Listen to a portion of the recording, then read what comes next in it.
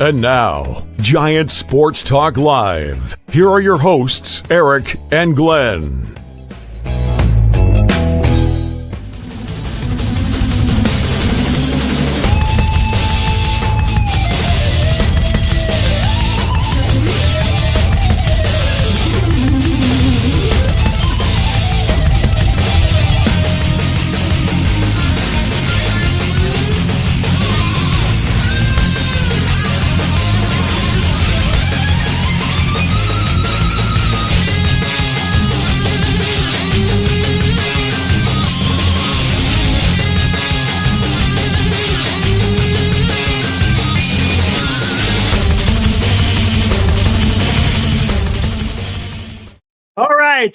Welcome to this Thursday night edition of Giant Sports Talk Live. It is myself, Eric. Good to see you guys around. There's a lot of things we're going to talk about today, guys. There's a lot of news out there. Imagine that. Sounds like the sweepstakes for Soto is heating up. That's something we'll talk about a little bit later. Maybe that deal gets done a little bit quicker than I thought. Sounds like there's already meetings being set up and all that good stuff, man. But yeah, we'll get into that later. The title I have for today is, can the San Francisco Giants make a Soto-less splash? In other words, can they go out there and get some pretty good guys, right? Now, you guys saw the thumbnail. I missed a few guys there in the beginning. I had to adjust it, but what do you guys think? Is it possible? Again, this could be a plan B. Hell, it could even be a plan A, right? Hey, look, it's not Soto, but holy crap, man, that's pretty damn good. If I don't say so myself. And would it cost? Would it cost as much as it would get Soto? Heck, I think combined, I think it might be even cheaper. But there's a few things that have to come and play. And first and foremost, I would like to thank Anonymous. He floated this idea to me over Twitter. And I was like, you know what? That might be a good topic to talk about. I want to see what you guys think about it as well. And Mike S., he's kind of alluding to the news. Supposedly, Alex Bregman might be willing to move over to second base.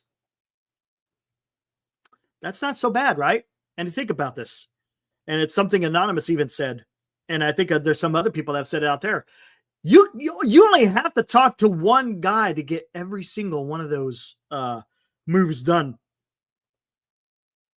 Eventually, it would have to be Vlad because he's in his last year under the Rays. But you would still have to negotiate with the Blue Jays. I'm sorry.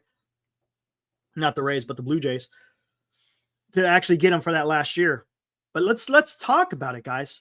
One-stop shop. You could go get Snell. You could get Burns. And yes, Kim. And Kim is also in there as well. I didn't put him in the thumbnail.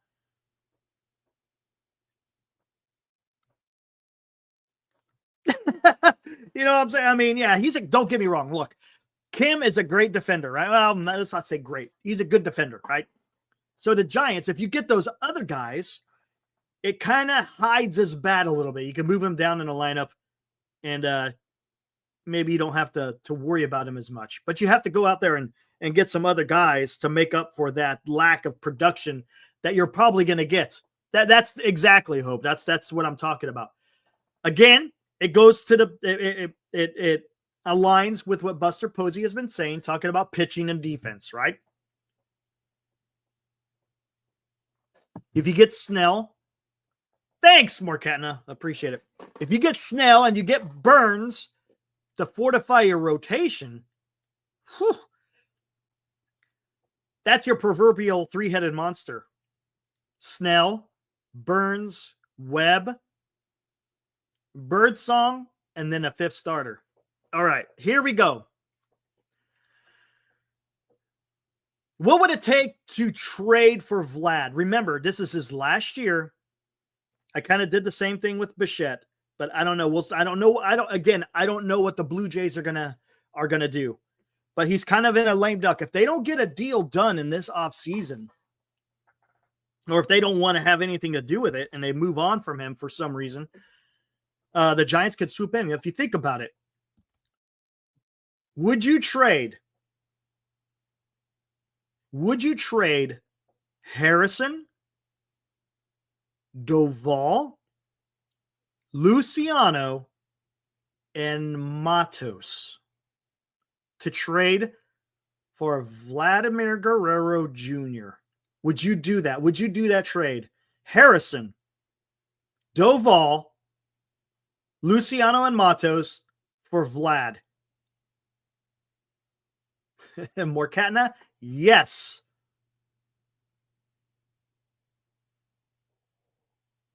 Anyone else? Would anyone else do that trade? Yes, says hell of this, hell of that. Daniel Silvera, what is up, dude? Good to see you. I remember seeing you around, man. Hey, I'm glad you showed up, man. Appreciate it, dude. Good to have you here. Not for a 1-year rental. No, Mark, but you're going to, it will have to preclude, it would have to preclude a some type of arrangement where he signs an extension. Darren says no. Red says no. Okay.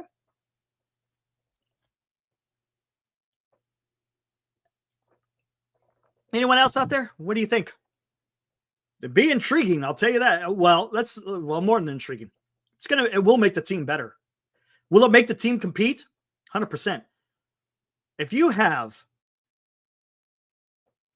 listen to this, guys. If you have Jung-Hoo Lee, Elliot Ramos, Alex Bregman, Vladimir Guerrero Jr., Matt Chapman, Bryce Eldridge, Ha-Seong Kim, Bailey, and then a DH. It's pretty damn good, no? And then a starting rotation of Snell, Burns, Webb, Birdsong. Man, I think I would give those guys up to get Vlad. And you know what? Maybe it won't even cost that much. Look, that's a lot of controllable players, right? That's what you're giving the Blue Jays in return to Vlad. A bunch of guys who are controllable. Man, oh man. Maybe they can unharness the power of Luciano. Maybe they can figure something out with Harrison. Yeah, it may not. Who knows? I don't know. Who are the Jays? Who are the Jays trading him though? But yeah, are the Jays? Yeah, that's the question. That's something you're going to have to ask, William. That again, that's what you do in the offseason, man. You gotta ask these other teams, hey, is this guy? Are you willing to move off this guy? This is what we have in mind. And if they say yes, you start working the deal, right? If they say no, well then guess what? You have to move on to something. Again, guys, this is just a what do you want to call it? Suggestion, an idea, a hypothetical.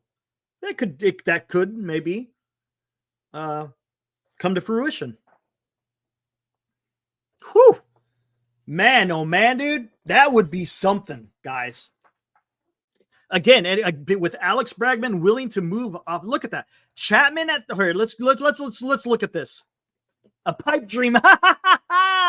Hey, Johnny, mate, we got to do something, right? If you want, I want the Giants to compete, right? And not just compete, but compete at a high level. Soto's generational. I agree. Daniel, yes. Soto is generational. I would love to get Soto. And we'll talk about that here shortly. Vlad is just very good player. Oh, see? Okay. Look, I would take a very good player on the San Francisco Giants, man. Right? I would.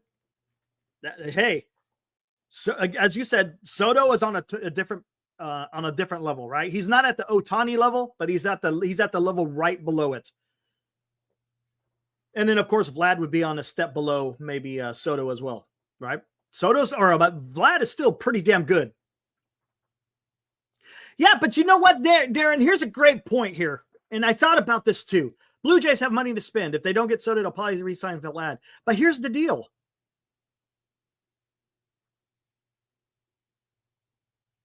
I don't know. I don't know. Are they wanting to look? They had a chance to sign Chapman, and there was another guy they could have signed, and they decided to pass on him. Why, if the Blue Jays have all this money, why didn't they sign Chapman to an extension?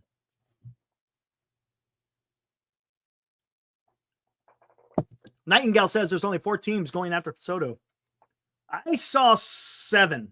The Rays, the Yankees, the Mets, the Dodgers, the Giants, and Boston, if I'm not mistaken.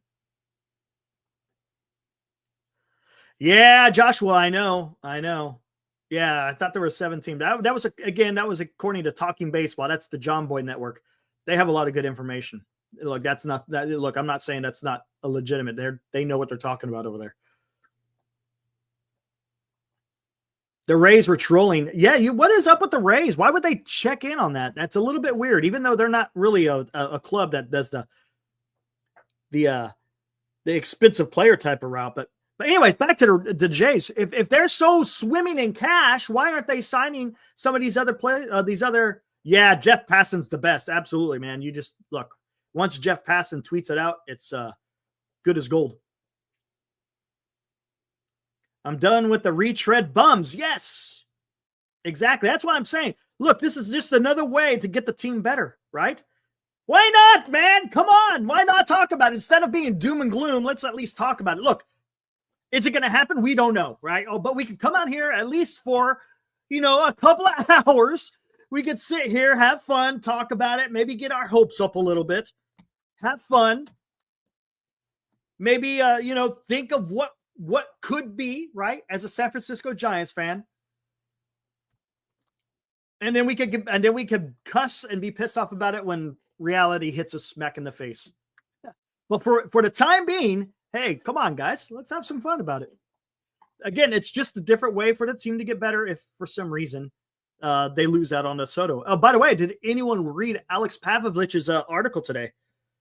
It was actually a pretty good article talking about Juan Soto. We can get into that a little bit later. Oh, I don't want to hear about the Carlos Correa. I see what you're saying, Wasteland. I don't know about that one. How about we just I'd rather have Bregman, to be honest with you. But here again, let's talk about this, guys. If say they get those the people that we're talking about, say they get Snell and Burns, trade for Vlad, they sign Bregman, and they sign Kim. Okay. I'm not sure what about that. He must have said it on KMBO. I'm not sure what he said. So at third base, you got Chapman. Shortstop, you're going to have Kim. All right. Maybe not in the beginning of the season. You might have to have Fitzgerald there in the beginning of the season, but for all intents and purposes, let's say Kim is your shortstop. Second base will be Bregman. First base will be Bryce Eldridge. In the outfield, again, guys, because you're signing Vlad Jr., there's going to have to be an adjustment. So in the outfield, left field, Bryce Eldridge could be out in left field, right? What do you think? Bryce Eldridge, left field, Jung-Hoo Lee, center field, right field could be Ramos. Now, again, is it optimal in right field? Not really. Could be better. But hey, the kid is young. I bet you he can learn how to play that right field with no problem. I have faith in the ability of Ramos being able to figure that out. But damn. And then, of course, you got Bailey behind the plate. Rotation, again, as I said, you got Snell, Burns, Webb. Byron Buxton got a pass. Hard pass on Buxton. Guy gets hurt too much. Guy's a great player. Don't get me wrong. Great player, but he gets hurt too much, man. That's the issue that I have. I want to get guys who are going to be in there every single day. You don't have to worry about injury. Look, in professional sports, you're going to have to worry about injury, but I don't want a guy who has chronic injury problems. And Byron Buxton, unfortunately, does. God, but when he's healthy and he's playing, he's good. He is absolutely good. Has Eldridge ever played the outfield? You know what? I'm not sure, Mark. That I'm not sure. But hey, you start him off this spring, man. Maybe. I don't know. Again, it's just an idea. It doesn't mean it's going to happen. I'm just saying, hey, if you're going to get Vlad Jr., I think I would have no issue moving Eldridge. You'll find a place for him to play, right, in outfield. Man, dude, that would... For any former Oakland A's fans, you are welcome here with the San Francisco. There you go.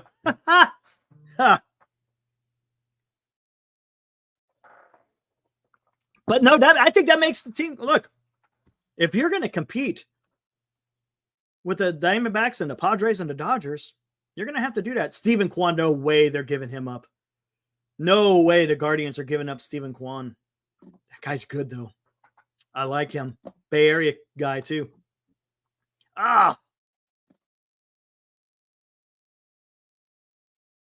He did play right field when he first got here. Again, the more reps he has out there, the better he would be. But I wouldn't put him in right field. Yeah, Stephen Kwan would be nice, but the Guardians aren't moving off him, man. No way. Oh, here we go. Ibrahim. I hear what you're saying. If our splash is Kim and a pitcher, there will be hope and pray for third wildcard seasons for the foreseeable future. And that's the route. I hear you, Ibrahim. That is the route that I do not want to take.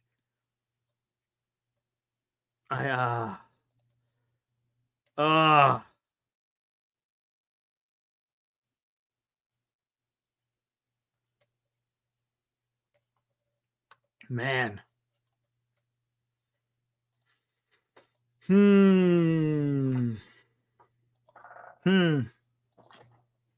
Just trying to think of other ways, guys. Giants got to do something, right?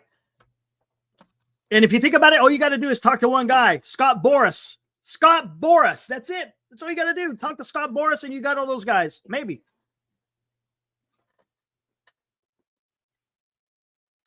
Again, you got to be able to negotiate. You got to be able to talk to that guy. And again, you got to be able to pay, right? Free agents is the easier way, right? All you got to do is pay the damn. All you got to do is pay the guy. Free agency isn't all that tough. Hey, this is how much we want to give you. Nope, I don't want to. Okay. Or if there's a back and forth, all it is you're just throwing out numbers, man. You're throwing out numbers. Let's look at this real quick. Again, this is just a different way for the team to get better. If they, where the heck is this? I wonder why it's not in here. If they can't get Soto. Come on, man. What's going on? Is it not, has he not put it on Twitter? Hold on. Give me a minute here. Let me try to find it.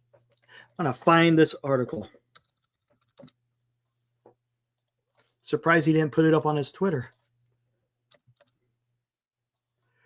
1 minute. Here we go. Is it this one? Let's see.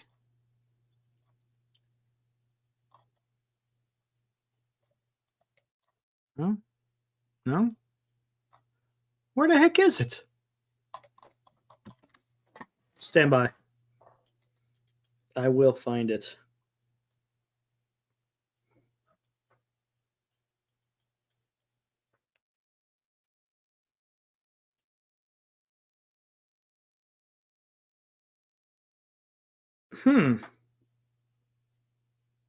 Okay. What was that on?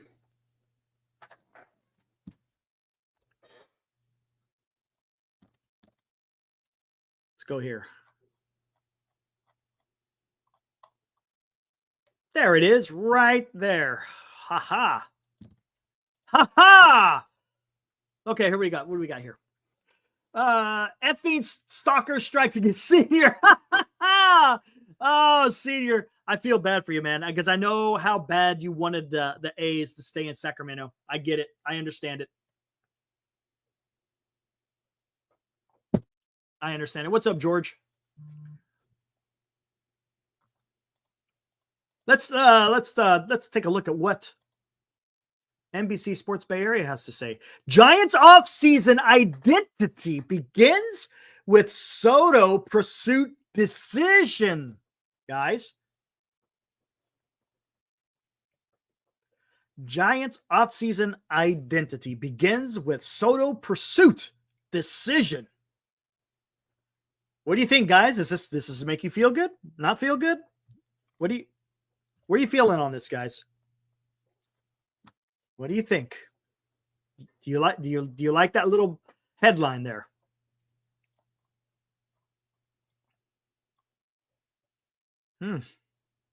Look good in orange and black. Soto. Okay, here we go.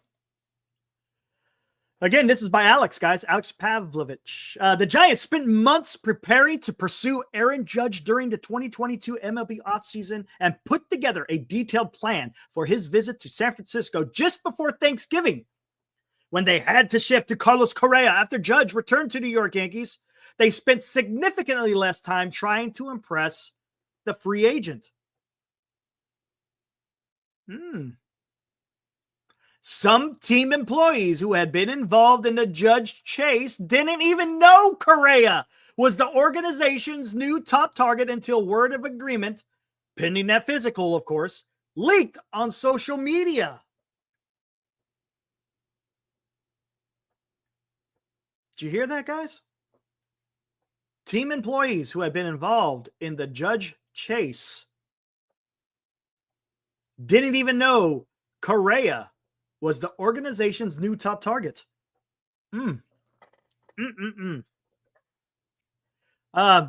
Sounds like communication wasn't the best under Farhan Zaidi, but is that a surprise?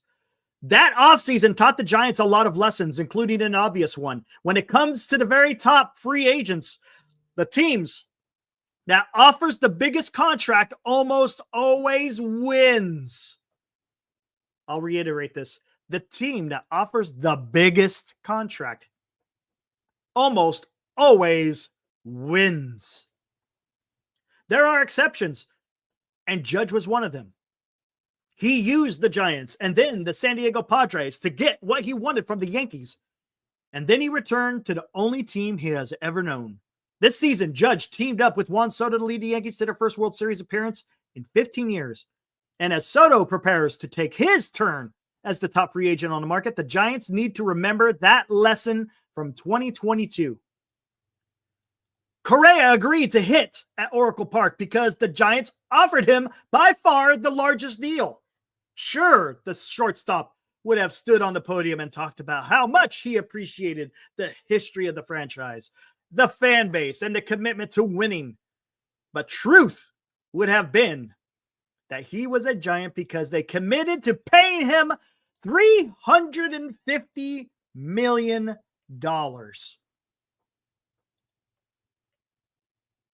Soto figures to handle his own free agency much in the same way.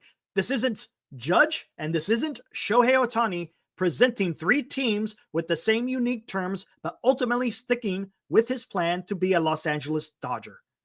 Executives around the league believe Soto will take the largest deal, period. And he did nothing to change that thinking after the Yankees lost the World Series.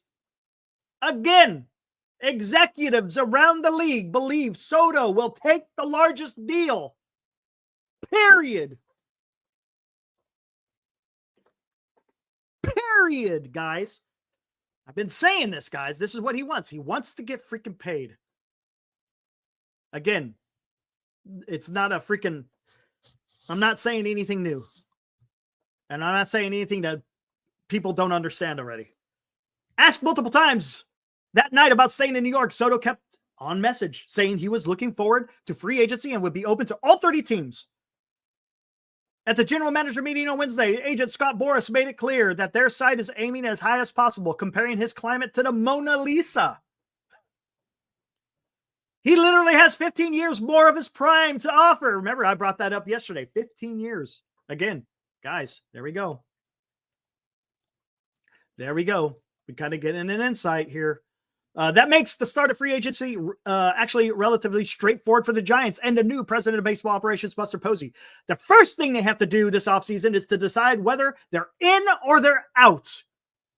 Are they willing to make an offer well north of $500 million early in the process? Are they going to hang around when Soto and Boras start talking about $600 to $700 million, which Ohtani got with nearly all of it being deferred? Are they willing to go head-to-head with not just the Yankees, but also Steve Cohen and the New York Mets? Are they willing to outbid Cohen if that's what it takes? Are they willing to stomach getting a little bit crazy to land a future Hall of Famer? Only a few people know those answers, led by the new man in charge. Posey sits in on not only daily meetings about the roster, but also board meetings to handle the Giants' finances and big picture plans. If San Francisco is willing to be in until the end and offer the largest contract, then they're once again going to spend a winter right in the middle of the rumor mill. And they should be aggressive from the start. When the prior regime missed out on Bryce Harper, one big issue was how late Farhan joined the bidding. Okay? We're getting a little insight here, guys. Okay? It sounds like we didn't lose Harper because he didn't like San Francisco, but Farhan was late to the bidding. Does that surprise you? Does that surprise anybody that Farhan may have gummed up the works, so to speak, in their pursuit for Bryce Harper? Again, no point of revisiting that because Harper wound up going to Phillies anyways. But that tells you something. It sounds like they really didn't negotiate with Harper the way they should have if they really wanted to get Harper. The feeling from Harper's camp was that the Giants were always one step behind the Phillies. Imagine that. If the Giants don't want to be out in front with Soto, they should probably pivot quickly. There's too much to be done with this roster to spend weeks waiting around for a superstar who will come to San Francisco only if the contract offer is larger than all the others. I 100% agree. Guys, either you go do it or you just say, forget about it, and you're going elsewhere. Again, which leads to, can the San Francisco Giants make a Soto-less splash? And we could talk about that again, guys. Again, signing Burns, signing Snell, signing Bregman, and trading for Vlad, if possible. That could be another path. As the Giants waited for Judge to make a decision 2 years ago, they agreed to a 3-year deal with outfielder Mitch Haniger. But that was a very different situation. Haniger was guaranteed just $43.5 million. A deal that could have easily fit into the payroll, even if Judge later said yes. If the Giants are not fully committed to winning the Soto bidding, they run the risk of missing out on other ways to upgrade the roster. The biggest deal in franchise history remains the one that Posey signed in 2012, his 5-year extension, by the way. And it's hard to picture an organization with that track record signing a Soto and a Corbin Burns or a Blake Snell or a Willie Adames. If someone repeats the Dodgers' 2023 offseason, $1 billion on 2 players, the overwhelming odds are that it will be Cohen. Makes sense. The Giants need Soto for a lot of reasons, both on and off the field, but they have other holes too. They could use a high-end starter now that Snell has opted out. They need a shortstop who can handle or who can slide Tyler Fitzgerald over to second and make the infield a strength. They could possibly use some more power at first base as they wait for Bryce Eldridge to arrive. If Soto is not wearing orange and black, they will need someone else to provide more production for the outfield. In 2022, after Judge said no and the Giants backed away from Correa, they made a late pivot to Michael Conforto, Taylor Rogers, and Luke Jackson. Throw in Haniger, Ross Stripling, and Sean Manaea, and it ended up being a very expensive offseason. One without a star, and one that was a disaster. Last year, the Giants responded to the Otani Yamamoto disappointment by signing Jung-Hoo Lee and then deciding to be patient. It was a logical plan, and they ended up with Matt Chapman, Jorge Soler, and Snell in the spring. But they certainly had regrets about not putting the puzzle pieces in place a couple of months earlier. This time around, Posey has the financial flexibility to be aggressive and get some heavy lifting done early. This is something that I've been saying. But first, he has to make that all-important decision. The Giants have finished second too many times over the last decade. Are they willing to write down a number that guarantees it won't happen again? Because if they're not, they should make that decision now and spend the next month figuring out an alternate way to add significant pieces to the roster as other big market teams wait to see where the Soto bidding war goes. Well, there you go, guys. There you go. I love it. That was a great article, man. That was a good article. I enjoyed reading that. There you go. Shit or get off the pot, basically, with Juan Soto, right? And then go elsewhere. Figure out another way. Again, today's episode is talking about, can the Giants make a Soto-less splash? Again, if the Giants cannot get Juan Soto, there's a different way that you could get better. It's going to be interesting to see how this goes.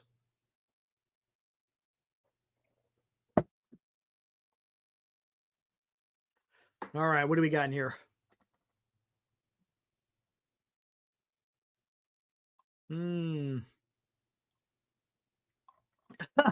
Still talking about the Sacramento stuff.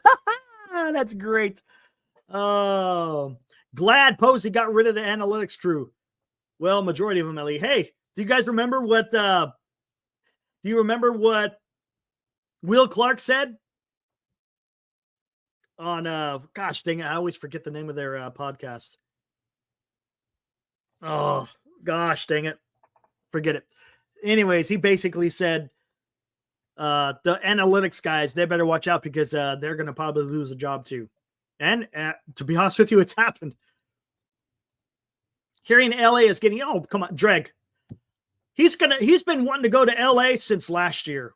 No filter. Thank you, LD. Thank you. No Filter Network. Will Clark pretty much said that, hey, with Farhan gone, expect a lot of these analysts to be shown the door as well. Because, again, the Giants are just going in a different direction.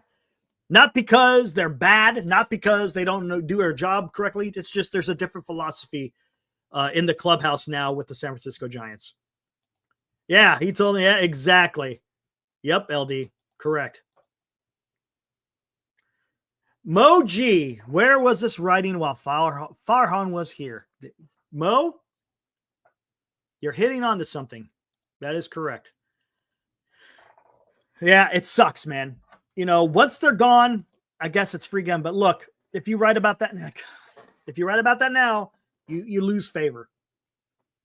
And, you know, I mean, let's talk about NBC Sports Bay Area. Who owns NBC Sports Bay Area? Or a portion of it, I should say. Yeah, the San Francisco Giants. So he's working, he's not working for a paper who covers the team. He's working for a media business in which the San Francisco Giants help pay the bills. So, I mean, I'm sure it can't be easy. Maybe he wants to be a little bit more critical, but again, like I said, you can't bite the hand that feeds you to a certain extent. So, whatever. We'll see what happens. Pavs left out what Larry Bayer said about ownership not going over a certain amount. See, and that's the number we don't know. Again, you could only probably say so much. That's why it's nice to have a little bit of independence, you know, as far as journalism is concerned, because it does make it a little bit more. Look, if you go out there and are, if you're a little bit more, how do you want to say? What's the word am I looking for?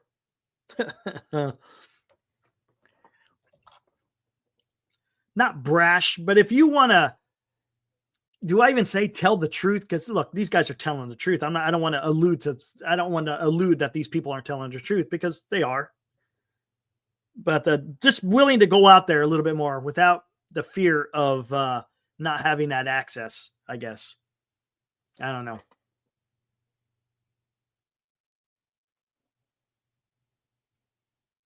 It's going to be interesting. What else did I see out there? Oh, what the hell? I got rid of that. What am I doing? Any good? I got rid of the wrong one. What do we got here? There was something else I wanted to see. What was it? I go to my profile, likes. There's a lot of things I was liking today. Yeah, there we go.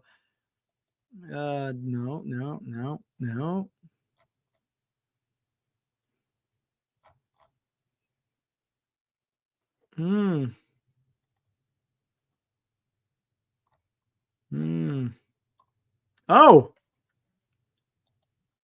Oh. What do you guys think about this?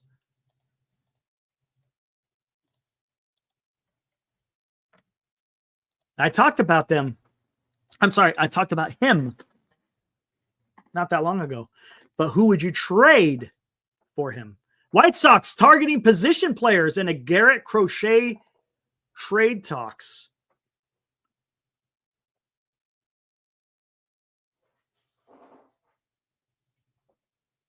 Eddie. So what do you guys think? You think the Giants should try to go that route? I don't know, man. I think I'd rather maybe go free agent instead of trading. Again, White Sox are targeting position players for a Garrett Crochet trade.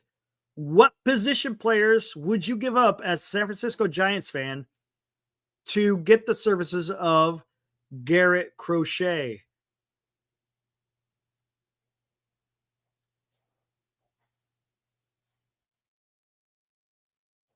Honestly, do not know, Marcus. I know he's got a high 90 fastball. I know that. He pitched against the Giants, if I'm not mistaken. Does Matos and Luciano get it done, D-Shot? Trade Donovan Walton. Ha! Is he a fastball slider guy? Or has he got a curveball? Not sure.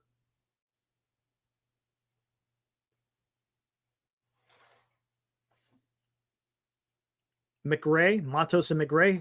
I think it's gonna. You think it's gonna cost a little bit more? The guy's got a lot of controllability, so it's gonna cost. I think it's gonna cost more than two players. They would want Eldridge, 100%, Kenneth. They would want Eldridge. He throws. You're telling me those 98, 99 mile per hour fastballs are cutters, brother? Ooh. Yeah, it's going to be more of a premium prospect. Yep. Kenneth, Ibrahim. I think you guys are both on the same page here. I think it's gonna cost a. Would they see? They want position players, so you can't even throw Wisenhunt in there. Yeah, Eldridge, Tibbs. Oh, there we go, Marcus. Tibbs and Matos. Maybe more like Tibbs, Matos, and Luciano. His clutter is low 90s. Okay. I know he has a high 90. That must be his. Does he have a four seam? He must have a four seamer. Nobody else has that much value. VR Doval McRae. I ain't getting it done. They want position players. Meckler.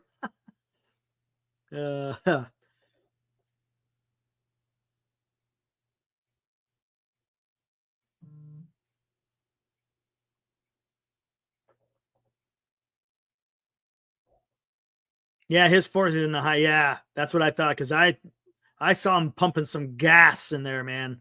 Whew. But again, this is another way to get a really good pitcher. He's good, but I'd rather sign Mania. Really? Marcus? Really? Crochet's got a lot of control, man. Whew. Also throws a sweeper. God, could you imagine that? Oh, dear God. You got high 90s coming in. You got a freaking mid 90 freaking cutter, and you got a sweeper too from the left side. Whew. Man, maybe, hey, there you go, man. Could you imagine that? BC coming in here with his Go Dodgers. What's up, BC? Hey. Then maybe you throw Harrison and Wisenhunt to get Vlad. Use Matos, Luciano, and Tibbs to get Crochet.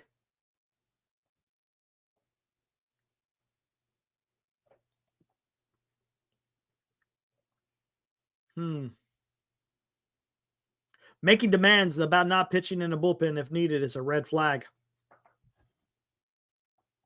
Who is that? Who is that, Wolfman or Wolf Mask? Who are you talking to? They want what we want. Surefire position players with potential to be great. What is up, Instant? Good to see you, man. So he would here. Oh, Crochet. Gotcha. I don't know, man. Maybe is he a bad clubhouse guy? I don't know. I don't think we need to bankrupt our farm system unless we're signing Soto and committing to a literal $1 billion for the next decade. Okay.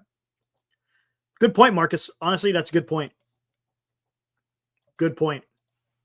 Again, that news is out there. What else did I see out here? Saw this out here. Tell me what you guys think. Some Willie Adames news. I think Harrison has more value around the league than people think. Top left-handed prospect not too long. Yeah, true. That is true. Ibrahim. That is true. That is true. But the only thing is you can't trade him. Maybe that gets you Vlad. Harrison may get you Vlad. Harrison isn't going to get you Crochet because they already said that they want position players for Crochet. But hey, if Harrison could get you Vlad, would you do that? If Harrison could get you Vladdy, would you do that? As I wait for a response, let's see what we got here. Willie Adames. According to my sources, this is Mike Rodriguez, who is an MLB insider, broadcaster, and former analyst for the Chicago Cubs in Spanish. There you go. According to my sources, the Mets have made an offer of over $160 million for a period of 7 years to Willie Adames. Their intentions is for him to play third base. However, Adames is not convinced as he prefers to continue in the shortstop position. He has not made a decision yet, and so far, he also has a proposal from the Dodgers. There you go. Willie Adames news, guys.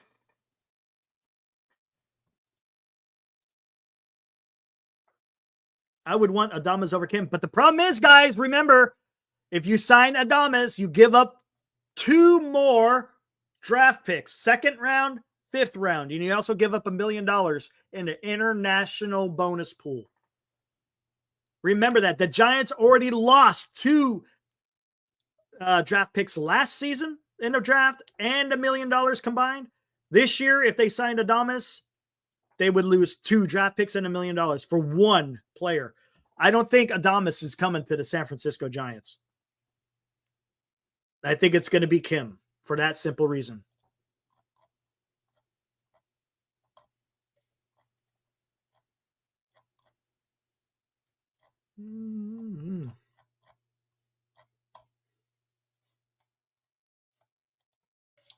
Here we go. Nothing new here. Imagine this.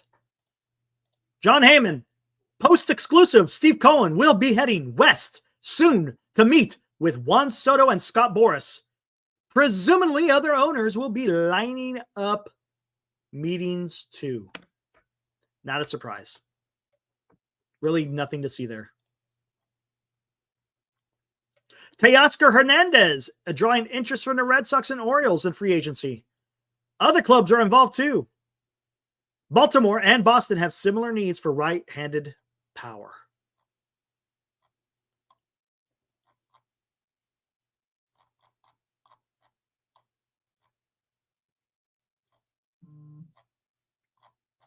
What else? Anything else? Anything else? I think that is it that I've... Oh, there's that.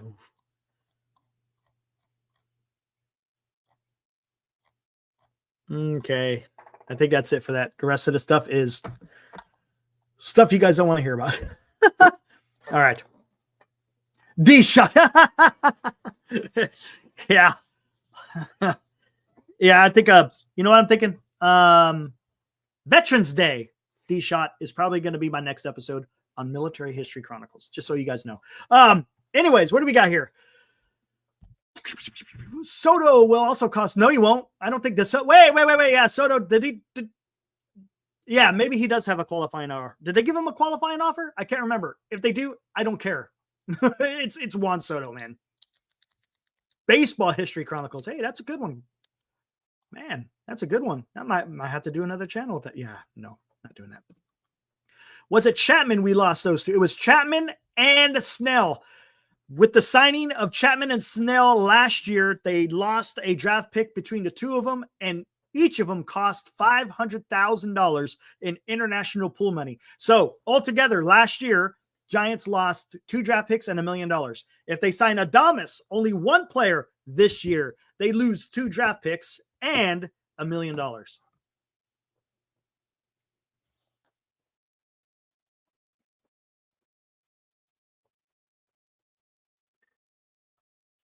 All right, what do we got?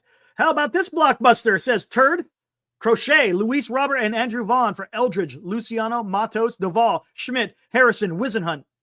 Got to spin big to get big. Crochet, Luis Robert, Andrew Vaughn for Eldridge, Luciano, Matos, Duvall, Schmidt, Harrison, and Wisenhunt. Holy shit. Dude, really? Crochet, Luis Robert Jr., Andrew Vaughn for Eldridge, Luciano, Matos, Duvall, Schmidt, Harrison, Wisenhunt. Hey, dude, I love the enthusiasm. Holy crap. Oh, man. How about, hey, you know what? You're talking about got to spin big to get big. I agree with that. I agree with that statement. But how about this? How about the one that we started off with the show, right? Can San Francisco Giants make a Soto-less splash? What is that splash? You ask. For those of you who are just joining us, again, welcome to Giant Sports Talk Live. If you like what you're seeing, make sure you hit that like. Make sure you subscribe. Then you know every time we go live. We go live every single night. Even when there's no baseball. We are here every single night talking baseball. Sometimes it's a little redundant, but it's a place to come out and just talk about baseball. Here we go. Is this possible? Turd, this is kind of going big, right? You want to go big? That's pretty big. Signing Snell, signing Bregman to play second base, signing Corbin Burns, trading for Vlad, and also signing Kim. And to get Vlad, you could trade Harrison, Luciano, Matos, and Duvall. There you go. I could get that. That's pretty bold. Dilly, what do you think about that? I had you on last night. What do you think about that deal? Hey, Benji. That's not me, man. All truth be told, someone brought that to my attention. Anonymous, who comes into the chat often. Me and him go back and forth a lot on Twitter. He broached this idea. He broached it, man. That's him. No, this is not me. I'm just the messenger. Give credit to Anonymous. But Dilly, what do you think about that? Listen to what I said, Dilly. You sign Snell, Burns, Bregman, Kim. You sign Snell, Burns, Bregman, Kim. You trade for Vladdy. The trade will include Harrison, Doval, Luciano, Matos.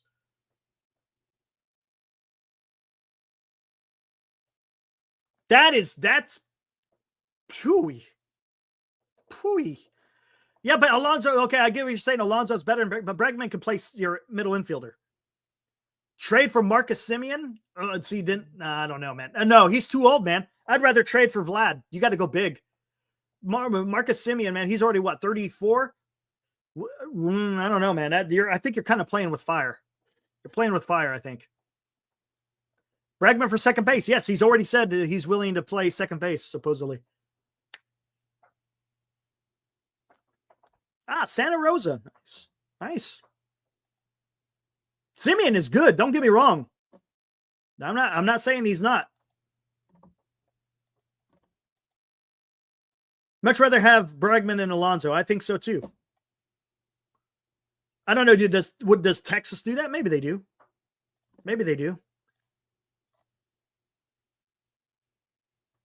Darren. Dilly. So what do you think about that? Oh, wait, hold on. Oh, replace Vi and get Walker. I see what you're saying about that. Maybe.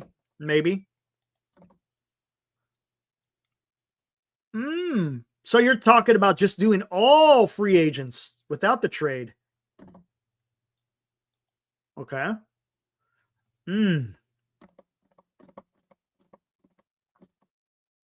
I don't know, man.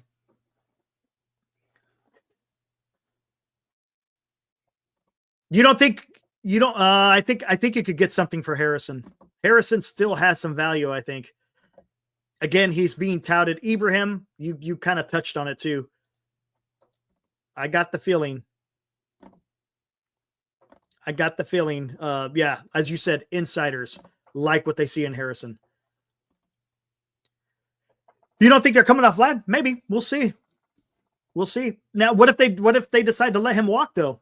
Then they just lose. I mean, look, you're getting 4 controllable. Look, you're sweetening the deal, right, Dilly? You're giving them 4 controllable players over a guy who may be gone next year, right? Because look, Vlad is probably going to hit free agency, right? But if they could get a deal done, again, Boris has been working with the Giants.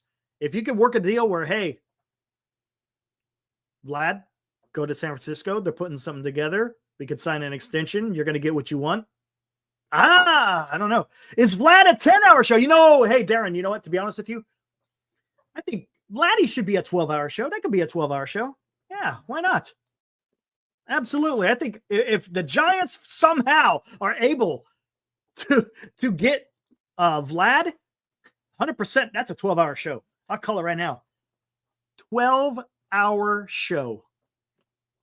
Thanks, Benji. Yeah, seeing a lot of new people coming. It's awesome. And I see some people who I've seen in the past who are showing up. Much appreciated. It's awesome, guys.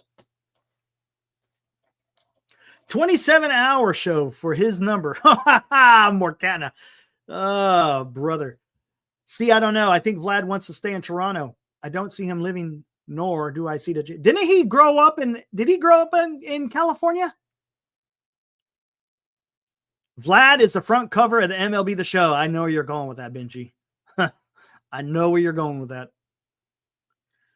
Again, it's a different way where the Giants can be better. 4 good players, 1 great player. You cover more of your needs. Alex, yes. Thank you, Alex. And hey, guys, this is coming from a Dodger fan. He understands baseball, right? Just because he's a Dodger fan doesn't mean he doesn't understand. You get 4 damn good players and 1 great player. Come on, man. Whew. Oh, really? Burns was talking about signing? I didn't even know that. Did not know that. Clark kind of poo-pooed it. Interesting. Senior, fill me in on No Filter Network. What else are they saying as far as potential players that the Giants can get, whether it's free agent or trade? Are they saying anything? That's pretty good, Alex. That's awesome. if we don't sign Soto, what do they do? How many players do we need for us to sign that deal? Yeah. Tom, that's what I was saying, man. Sign Snell, Corbin's, Bregman, trade for Vlad. If you can, if it's possible. If not, maybe you go a different direction. Jared, if we get Cam, Eric should cancel a show. Yeah, just show up and then be done, right? Trade for Correa. Oh, God, I don't know. No. I think that ship has sailed, right? That ship has sailed, hasn't it? No? I don't know, man. Okay, he went over some free agents, but I was working and listening. So, oh, no worries, man. It's all good, senior. No worries. It makes more sense than you would probably think. No, I get what you're saying, Dilly. Because basically you're absorbing that contract. If Minnesota is wanting to, right? Is Minnesota wanting to drop payroll? Is that what it is? So yeah, that's it makes sense. But is he gonna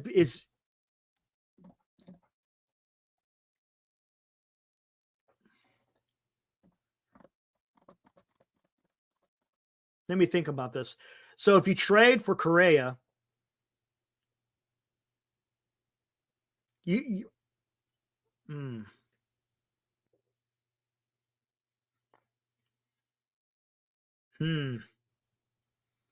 So are you saying trade for Correa and then sign all those other free agents? Bregman, Snell, Burns, Kim. Correa shortstop, Kim at second. Yeah, that's the issue is the power bat. And that's where Vladdy comes into. That's where Vladdy helps you with that. That's the issue right there is the Giants need a middle of the order bat. They need one. Preferably two. No, seriously, one I think should be able to do it.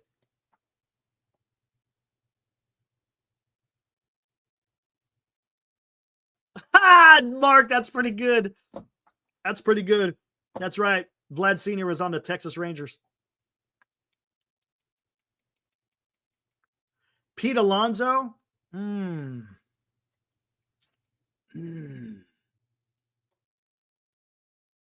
That's another one-stop shop. That's a lot.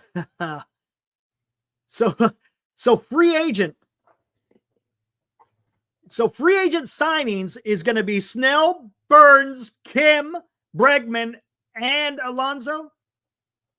Hell, why not? Why not? Why not? Yeah, Vlad had a lot of hits this year, William. Vlad would be an awesome guy to get if the Giants could get him. If you dangle 4 controllable players, right? If they look, it's not like we're offering them like garbage. We're giving them some decent players, right? Doval has shown he could be a closer. Harrison has the potential. He's young, a lot of control, the potential of being an ace. You got Luciano, he's got something in there. Matos could give you something. Come on, man. And again, they're all controllable. I don't know why. Maybe because he didn't. I don't know how the contract worked as far as the qualifying offer. Well, the thing with Snell, I'm not going to take too much because look, all the free agents say that, right? You learned a lot from yesterday's special guest. I know what you're talking about. Oh, man. Good old Chardon, man. There he is. On cue. On cue. Very good. Oh, Snell has already had a Q. Oh, yeah, from the year before. Yeah, that's what the Giants paid for. 3 years guaranteed with 3 individual cheap player options. I want Burns with Snell and Webb. That would be awesome, Rocks. Wouldn't that be? Look, because now you're putting a lineup together that's going to score runs, and you got a rotation that's going to prevent scoring runs, man. Isn't that what you want? Isn't that what you want? You want to score runs and you want to prevent runs.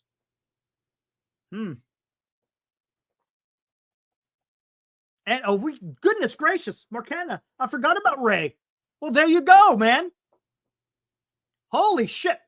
Look at this. Marcana, how did I forget that? Man, I'm a bad fan. I don't know what the hell I'm talking about. Snell, Burns, Webb, Ray, Birdsong.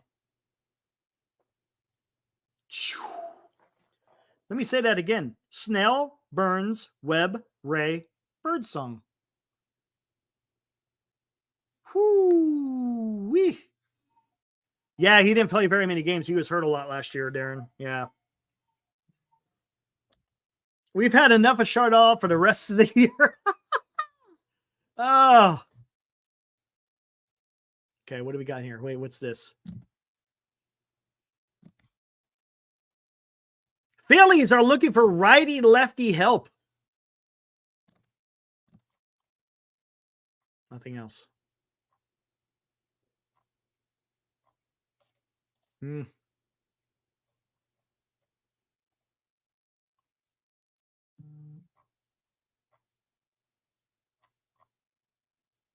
What do we got in here? Anything?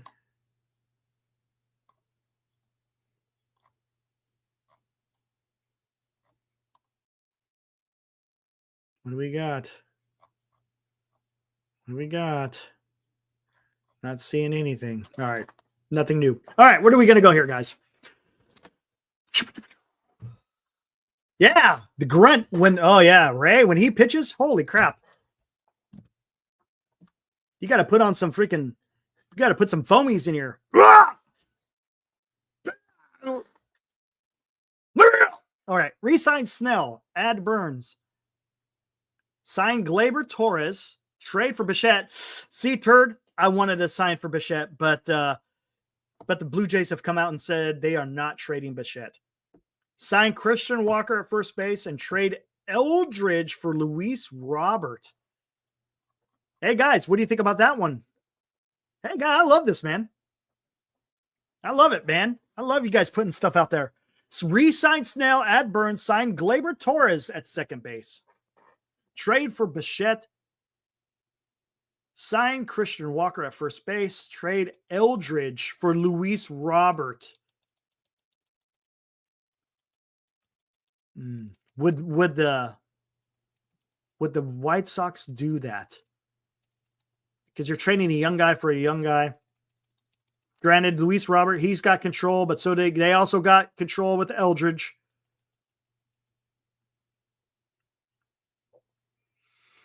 You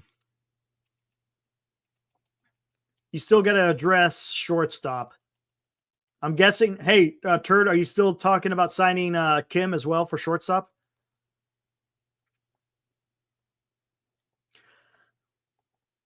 Yeah, and that's the thing is that's a good point there, Marcus. Why would they trade Luis Robert? He's kind of a guy they want to build around, I would think.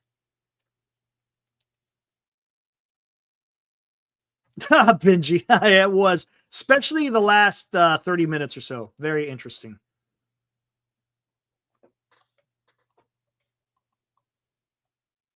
Keep Gleyber Terry. I don't want Gleyber. Guys, I've seen some clips on him. Not very favorable. This is what I want, and I think it would be feasible. Sign Kim. Sign Willie Castro. Sign Alonso. Trade for Valdez.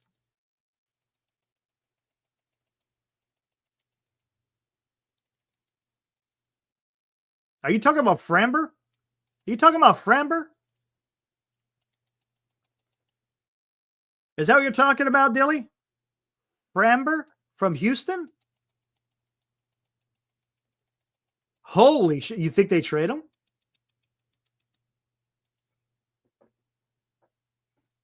Sign Kim, Willie Castro, sign Alonso, trade Valdez for Valdez. Okay, interesting.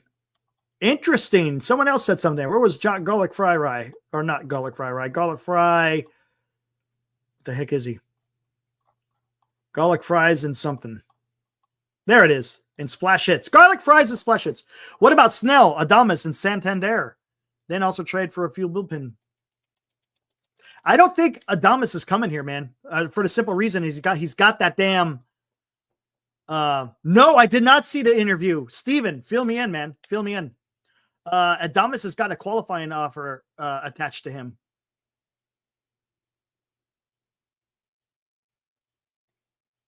I don't see it. Santander could be a DH. I don't want him in the outfield, to be honest with you. The bullpen is pretty much, yeah, maybe a guy or two, maybe a guy, maybe, because you got Hicks. Hicks should be in the bullpen, right? That's gonna help a lot. But I think the bullpen is pretty much as Dilly says, is in lockdown.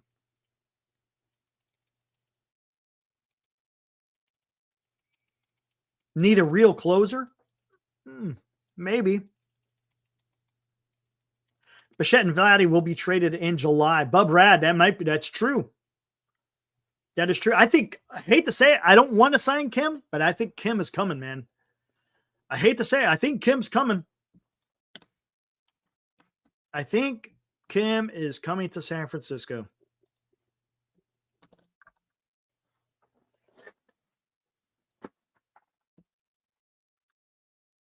Does anyone think any differently? Because everything that I'm seeing, it sounds like he is going to be coming. He is going to be coming to San Francisco. The second he wasn't given a qualifier, Kim became a Giant. Yeah. Yeah, he's 100%. Kim is on his way. There is no doubt about it.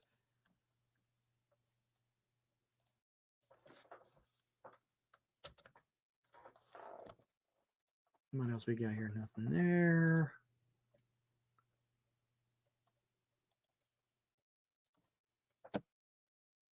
Hope that unlocks something. And you know, I think there will be something there. Martin Van Nostrand. What's up, dude? Good to see you. Torres, Rizzo, if you could get Vlad, Burns, Fitzgerald at shortstop, forget Kim. Kim's coming, man. Kim is coming, dude. Kim is on his way to San Francisco. It's only a matter of time. I don't want Torres. I want to pass on Torres.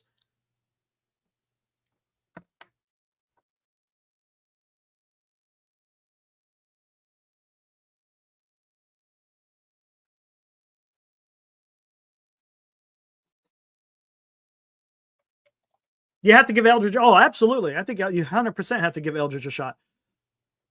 You have to find out 100%. I agree, Alex. 100%. You got to find out if he has it. I don't disagree. Not at all. The potential is there, man. Schmidt is better a hitter than Kim. Bub, I think you're right.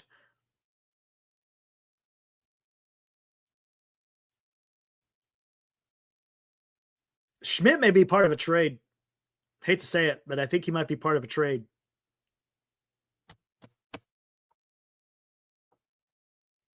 And Santana, I don't want Santana. Marcus, please. Okay, I don't even really want Goldschmidt, to be honest with you, but Santana? Whew. Whew. Whew. Whew. Not Santana. Please. Kim does nothing to improve this team. I know, man. I know, Johnny. I don't like it either, but he's coming here because of the defense. This is why. If the Giants are going to sign Kim, they have to be going out there and getting a bat. They have to. They cannot sign Kim without getting some type of bat, right? Otherwise, what's the point? It's Nick Ahmed all over again. If you do not sign a bat along with Kim, it is just like having Nick Ahmed starting shortstop last year. 100%.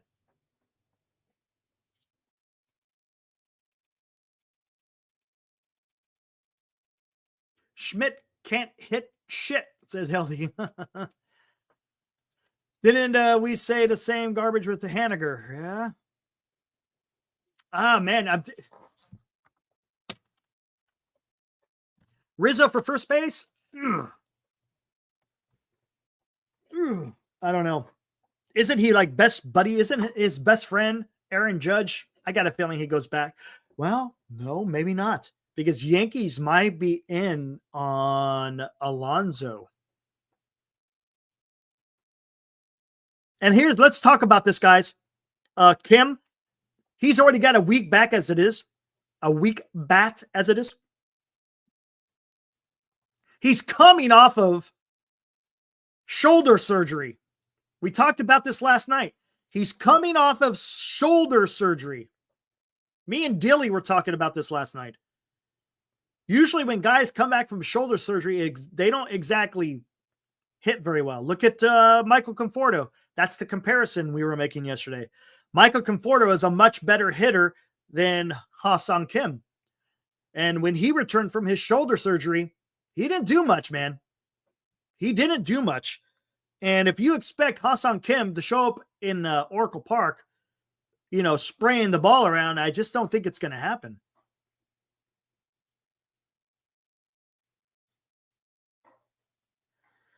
No, I don't know, Tom. Let's see what happens. Well, I mean, again, we gotta see if Posey can cook or not. Hey, Gilbert, what's up? He's busy doing his wrestling stuff, man. Vince is awesome. Love Vince. He's more than welcome on the show. Anytime he wants to come on, he has an open invite. But hey, he's very busy with his wrestling stuff.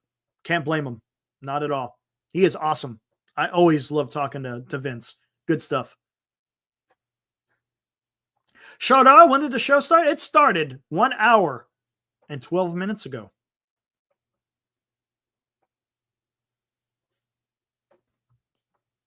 And that's another thing, Hope. Yeah, Kim's not going to be able to play until May or June. I know, but the Giants are still going to sign him.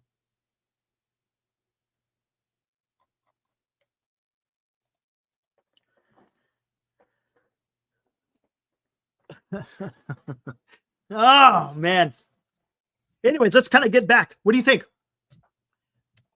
Now, again, I think all those moves, talking about making a Soto-less splash. The free agents, I don't think will be hard to get. I don't think that's the difficult part. The difficult part is the trade. Is there anyone else out there, guys? We know we've talked about Vlad. We talked about Luis Robert. We talked a little bit about Crochet. Is there anyone else out there that the Giants can trade for? Again, specifically, maybe not so much as a pitcher, but is there someone out there the Giants can trade? Specifically a bat. Is there a bat that the Giants can get out there? Again, through a trade. If the Giants don't sign Soto, if they can't trade for Vlad, who do you pivot to be that bat, guys? Mets, yeah, of course they have. No, the Mets have room, yeah, but the Giants have room too. Let's look. The Giants have room. There's no doubt about it. Again, as Alex has said, as I've said, other people have said, whoever writes the biggest check is going to get Juan Soto. Trade for Corey Seager. What do you guys think? Corey Seager? Would you guys trade for Corey Seager? Oh, Marcus Semien. Marcus Luong was talking about signing or trading for Marcus Semien. It would have to be Luis Robert. I don't see the White Sox moving off of him. Cohen already said he refuses to be outbid. You know what? No, come on. You know what I say about that, Marcus? You know what? Johnson's. Go out there. Show Cohen what it's all about. Go show Cohen what it's all about. Bust out your World Series trophies. The Johnsons, I'm talking to the owners. Bust out the World Series trophies. Wasn't that long ago. And you have the Mets bust out their World Series trophies. Just saying. Come on. You want to be the big man? Hey, go show them who's the big man. Come on. Go out there. Come on. Have some intestinal fortitude. Go out there, man. Go get it done. Show them what's up, man. Why not? Come on. When people want to make some grandiose statements like that, okay. Let's see let's go to war, so to speak. Come on, right? Come on. Don't sit there and have Cohen sit there and do that crap. Go out there and get the best player. Just go do it, man. As Alex said, the guy's a future Hall of Famer. You're not going to miss. You're not going to miss on Juan Soto. It's not happening. The guy is going to be producing for you for damn near a decade. Right? He will be producing for a decade, if not more. So come on, go out there. I don't give a shit what freaking Cohen says. Go out there and get it done, Giants. You want to get pushed around by a guy like that? Okay, so be it then. Come on. Show them what's up. Again, like I said, bust out those World Series trophies from 10, 12, and 14. We have more recent success than the Mets do.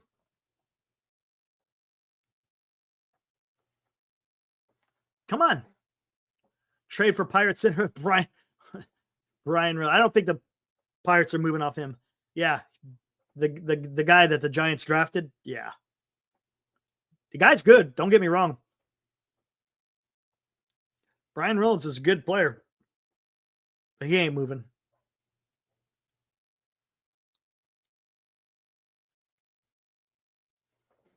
Larry Berry met with Harper. Why can't they do that with Soto? Well, they will. I guarantee you they will. I would not. Generational talent. Exactly. Go out there.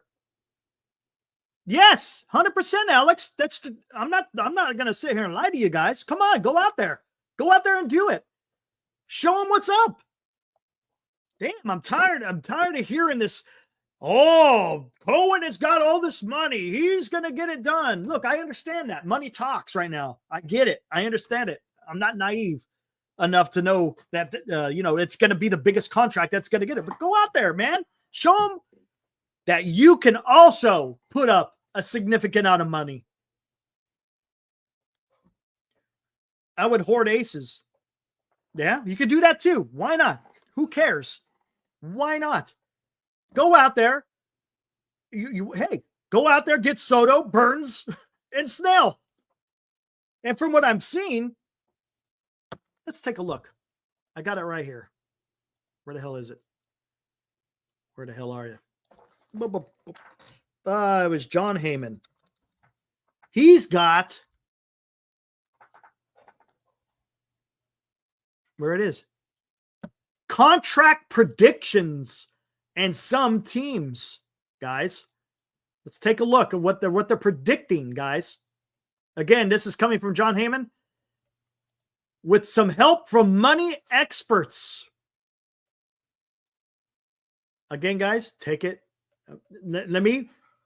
My obligatory disclaimer, it's coming from John Heyman. But hey, at least it's information out there. We could do what we want with said information. Here we go. Juan Soto. This is the expected number. 630, 14 years. That's what they're thinking. Ooh, come on. What's going on here? Get out of here, man. There. That ain't going to work. Got to keep it that way. There we go. $630 million, 14 years. I said the Giants should go 14, 670. How about that, huh? And I said that before this article came out. Remember, you heard it here first on Giant Sports Talk Live. I said 14 years, $670 million will probably get it done. 14,670. Gonzo, okay. A little bit more than what I'm saying. Okay, that's Juan Soto. Corbin Burns predicted 210, 7 years. Willie Adames predicted 180, 7 years. Alex Bregman, 170, 7 years. Max Fried, 166 for 6 years. Blake Snell, only 165 years. Alonzo, 152, 6 years. Santander, 100, 5 years. Jack Flaherty, 80 millions, 4 years. Sean Manaea, 72 for 4. UC Kikuchi, 68 for 4. Teoscar, right here we go. Christian Walker, 60 for 3. And that's pretty much Walker Buehler, 40 for 2. So there you go, guys. What do you think about those numbers? What do you guys think about those numbers? Arson Judge. Oh, man. It's interesting. Bregman in no way, shape, or form should get paid a dime more than Chappie. Yeah, I would agree with that. Question is, Charles Johnson, an ownership group, is willing to outbid everybody. I'm telling you, if you go 14,670, I think it gets it done. I think it gets it done. If you have to go a little bit more, so be it. You got to throw in that extra 30 million? Go for it. Do it. Eric, Mets got nothing. Mets wined and dined Yamamoto, and he still chose to go to the... Exactly. He didn't get Ohtani either, right? He didn't get Ohtani. If the guy had all this money to spend and he's not going to be outbid, why wouldn't he have spent more money for Shohei Ohtani, the greatest player right now in baseball? So why wouldn't he have gone out there and broke the bank for him? Yeah, 14 years, man. That puts it, you know why I say 14 years? That puts him at age 40, Johnny. With the DH, I think Soto could do it. I think he could. I think you'll get 10 good years. Well, when I mean good, we're going to combine great and good years for 10 years, for a decade. The last 4 may be just good to okay, right? But by that time, he's going to be a DH. Heyman, when did he say he's going? I didn't see him going to San Francisco. Where'd you see that one at? Is that brand new? I have not seen it.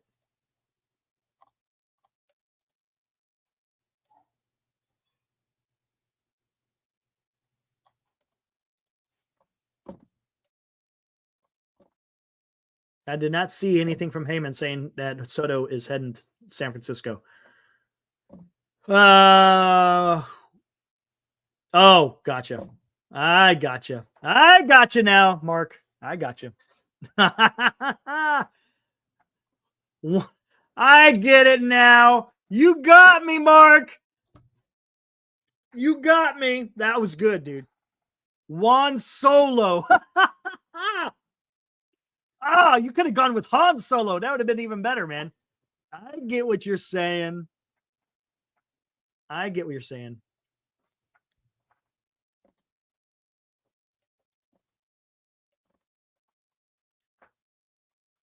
see what you're saying. Soto would be the man on the Mets. That's Lindor's team. Well, yeah, I know. Yeah, he wouldn't be. That is Lindor's team. Soto is a great hitter, but maybe one of the best in the game, but everything else he does is mid to below average. Horrible base runner. Really mediocre fielder, even though he was nominated for a Gold Glove. He was nominated for a Gold Glove. Now, base running, that could be fixed, right? Base running could be fixed, can it?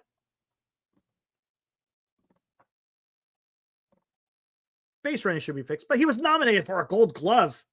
Is that, I mean, that's something. It's not absolute trash. It may not be freaking elite, but it's something. Right now, the Giants need a bat, right? That's what they need.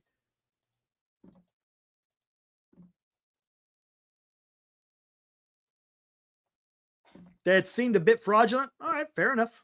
Fair enough.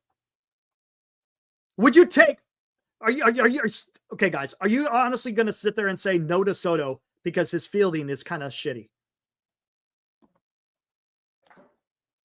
when the Giants have had issues scoring runs, especially with runners in scoring position, are you going to tell me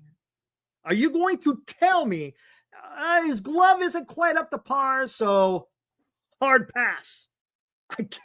I can't do that, man. I can't do that.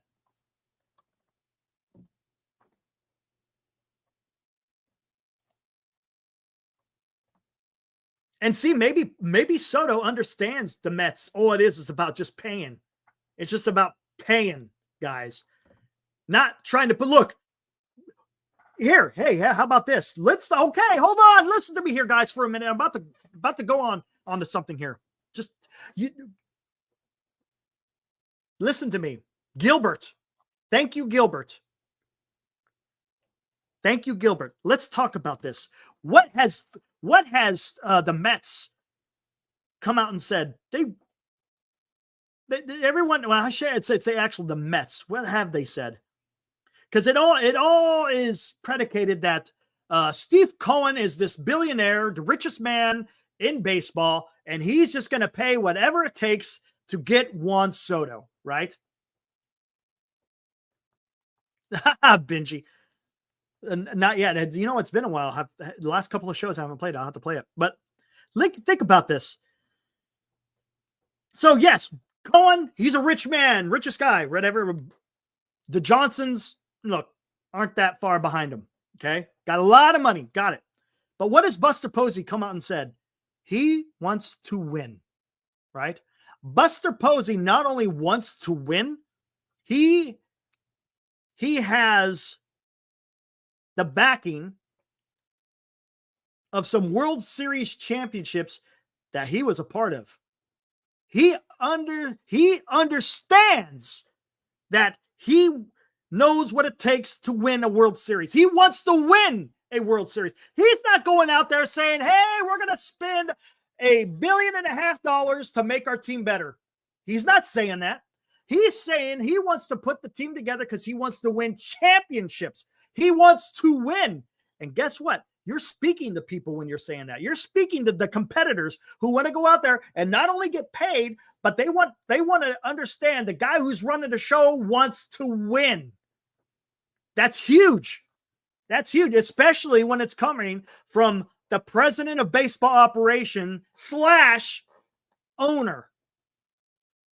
I would think that speaks to Juan Soto for the simple fact that the Giants can afford him and they have a mindset from their new leader that they want to win. I mean, who wouldn't want to come play for Buster Posey?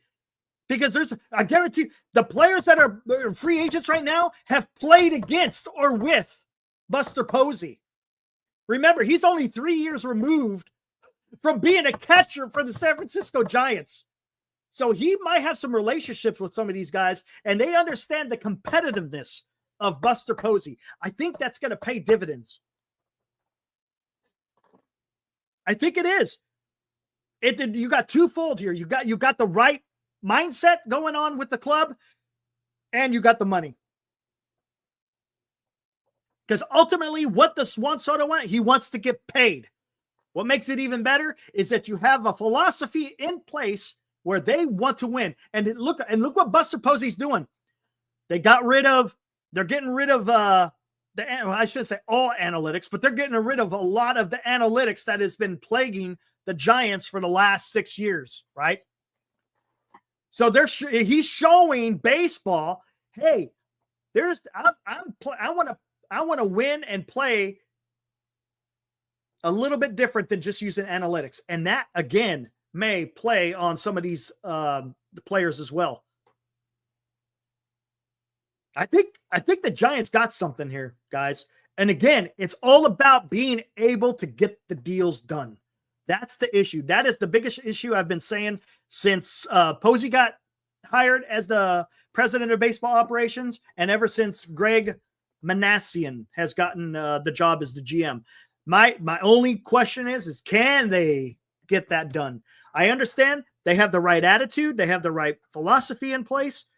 But can they go out there and execute in getting the players that will make the San Francisco Giants be able to be competitive again.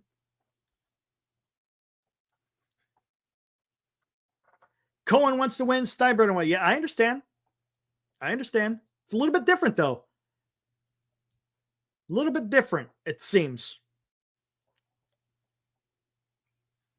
I just like Buster Posey has done it, though, right? And they're a lot closer to it. That's true. Don't get me wrong. At this particular time, but that could change. The Giants, it could change. Give them a couple of years, and the Giants could be right up there with what they're doing. If they have a good offseason this year, you're talking about in a couple of years where the Giants are competing for a World Series. But you got to get this first year right. You have to get this first year right. And again, Buster Posey, when you walk into the office, right? And you're going to sit there and you're about ready to talk to Juan Soto. You know what you need to have? Have those 3 rings on your hand, man. You probably could put 2 on one hand, 1 on the other. You put those rings on your hand. You show them what the San Francisco Giants can be about. Can Cohen go in there with rings on his fingers? As a matter of fact, with the rings, have 2 World Series trophies in each arm, have your rings on, and you sit down and say, okay, Juan, let's talk. There you go, man. There you go. Get it done, man. Get it done. Soto is an East Coast guy. Nobody is a Coast guy when you're in the middle of the season. You're a Coast guy when the season is over. Because when you're playing 162 games, does it matter? You're worried about the game. The only time you get a big break is during the All-Star break. The rest of the time, in the off season, you could go hop on a plane. You get paid $600+ million. You could buy a fleet of airplanes, fly wherever the hell you want to go to in the off season. During the season, you're playing baseball. You're not caring where you're at. You think you're going to go out there and especially Juan Soto, he doesn't seem like a guy that goes out there and lives it up, so to speak. He wants to play baseball. Come on, man. Buster Posey can bring something to the table, man. I want to see it. That'd be awesome.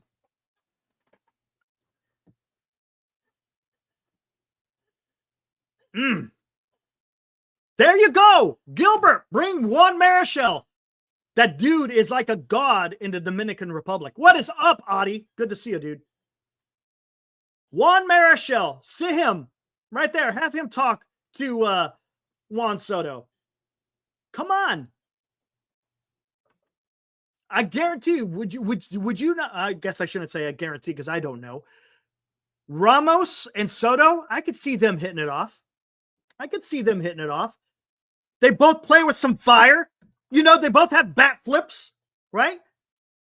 Ramos will bat flip a freaking walk. Juan Soto will give you the shuffle and give you the stare down. Man, dude, I think those guys would get along. I think they feed off each other. I would love it. Are you telling me that would not be exciting? Guys, come on, man. See, you're getting me all freaking wound up, man. All wound up.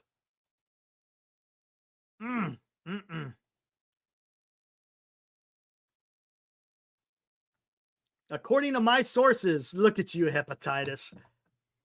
Look at you.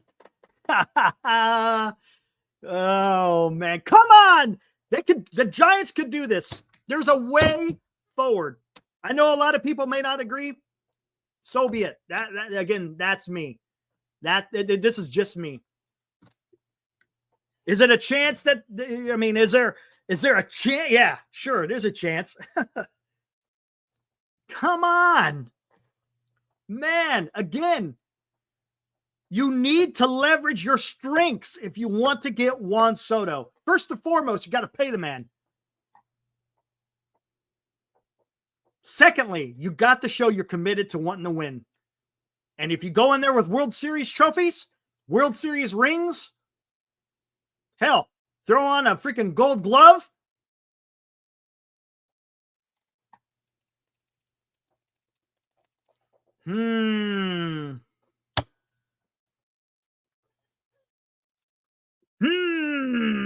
Okay, guys, I gotta warm up the coffee, man.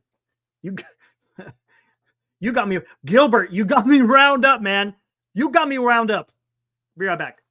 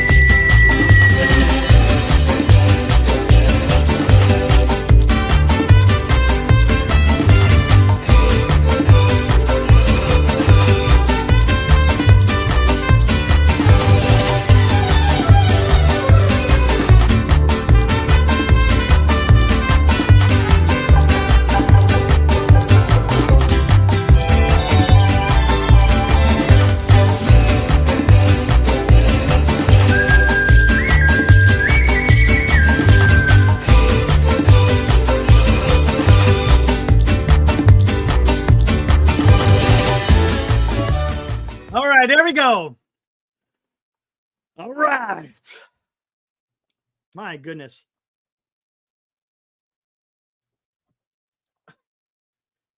All right, Charlotte.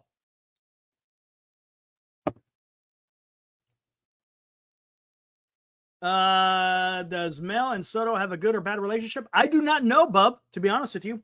From everything that I've heard about the dust-up in San Diego, was primarily between Tatis and Soto. That's what I've heard.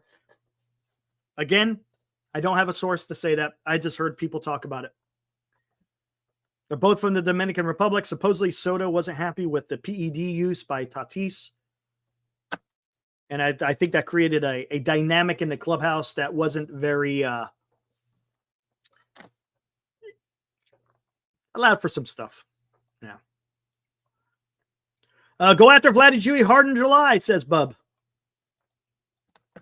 Why not try to get him hard now? We've talked about that, Bub. Trade Harrison, Doval, Luciano, and Matos to try to get Vlad now.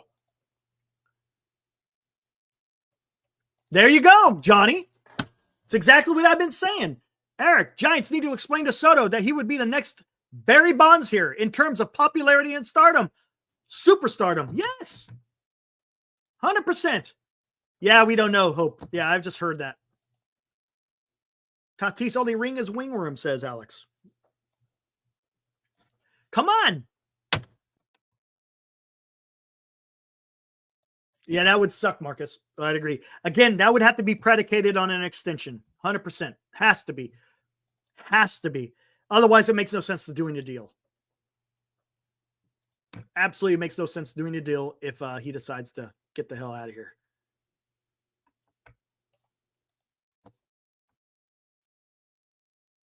Soto ain't coming here. Maybe a 1% chance. Yeah, it's probably you're probably right on cue, Bub. But there again, there you come on. There's a chance, right? You're telling me there's a chance. Oh man. All right, let's see what we got out here. Anything new out here?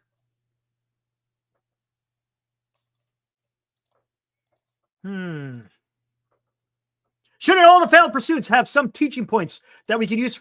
100%. Eddie Ibrahim, that article by Alex Pavlovich is a perfect example. He points out all the faults that the Giants had with Judge and Correa and Bryce Harper. So there's got to be some some, as you say, teaching points. 100%. And I think Posey's smart enough to understand, where things went wrong and how the Giants need to fix that. If the Giants are really wanting the services of Juan Soto.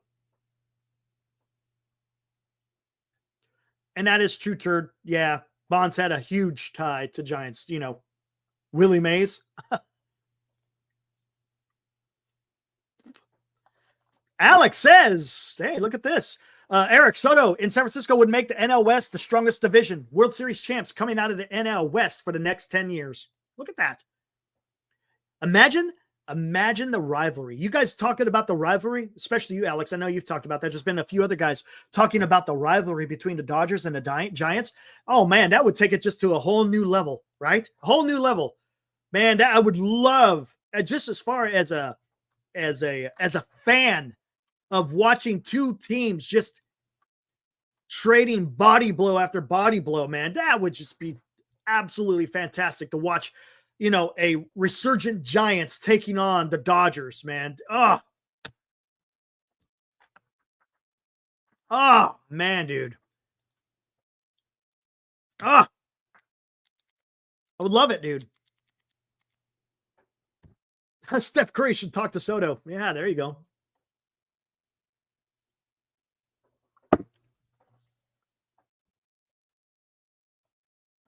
Try now, of course, but I don't see Toronto dumping Vladdy until they're in last place. Yeah, maybe.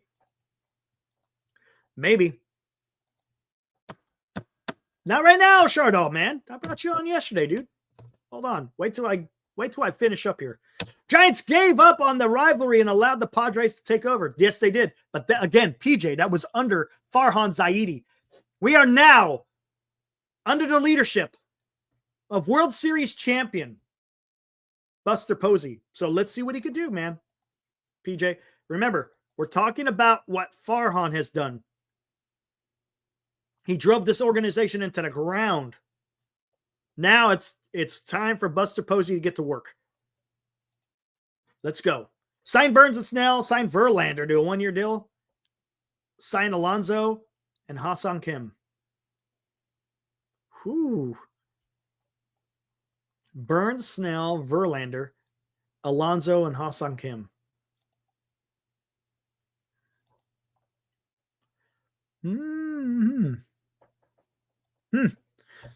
Do you have to do the Verlander, though? Burns and Snell, I'm fine. And Alonso and Ha-Seong Kim, though. Oof. Yeah. I don't think you need the Verlander in there because you already got Ray. Because you would have Snell, Burns, Webb, Ray, Birdsong. You don't need Verlander. You can leave Verlander out of that, to be honest with you. Leave Verlander out of it. We don't need him.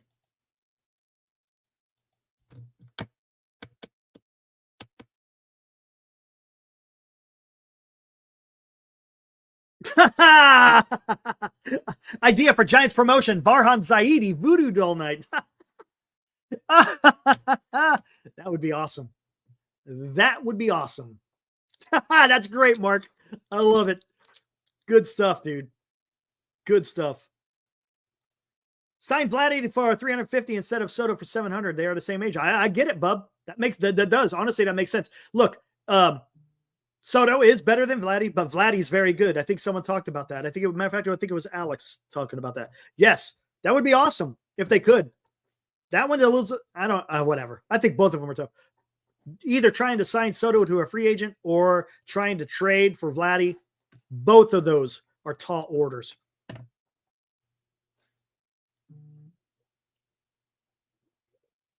Darren Ruff reunion.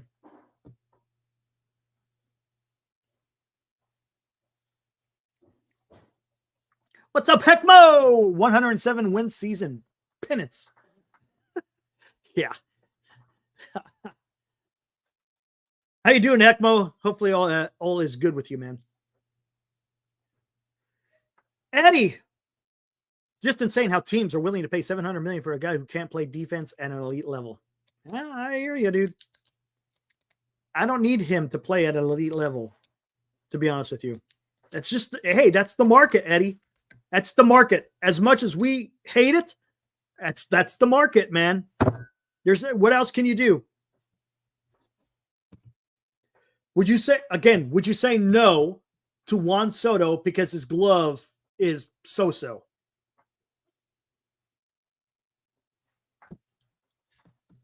Are you going to say to Soto, hey, Soto, come here to play the Giants. We want to win some pennants. But we might have to pass on you because you would say no? Brother, dude, Eddie. Whew. Okay. Okay, dude. That's fine. For me, oh, no way. No way. Yes, it has, Chardall. Thank you for that timestamp. Appreciate it. Yeah, Verlander, like I said, I don't think you need Verlander. Insta sites are landing Jack Flaherty to San Francisco. No, we don't need Jack Flaherty. If the Giants are signing Jack Flaherty, that means you've missed out. You've missed out on some other players. I know no on Kim and Verlander, but Kim is coming, man.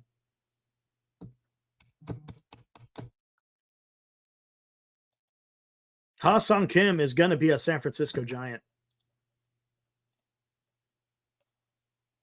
I wouldn't be surprised if that gets announced here shortly. I would not be surprised, to be honest with you. Would not be surprised one bit if there's an announcement that the Giants are in agreement with Ha-Sung Kim.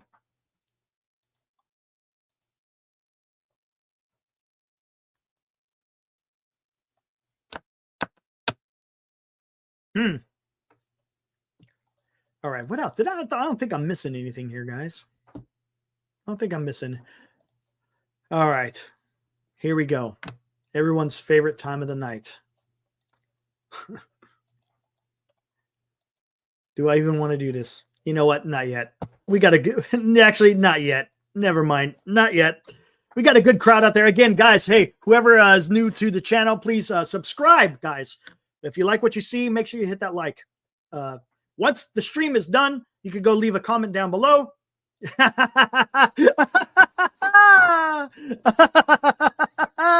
Yeah, no, yeah, I'm gonna wait a little bit. I'll wait a little bit. Last time I did that, I was watching the viewership and it plummeted. But anyways, yeah, leave a comment and I will respond as much as I possibly can. You're putting in any. Thanks, Krister. What's up, dude? Good to see you. Hopefully everything is good in Minnesota. It's got to be getting cold up there, I bet, huh? It's got to be getting cold. Hey, Krister, what's the talk about Carlos Correa? Minnesota Twins going to move off him? We might have to bring back the Shardizzle timer. But much appreciated, Krister, man. You've been a dedicated supporter. Appreciate it.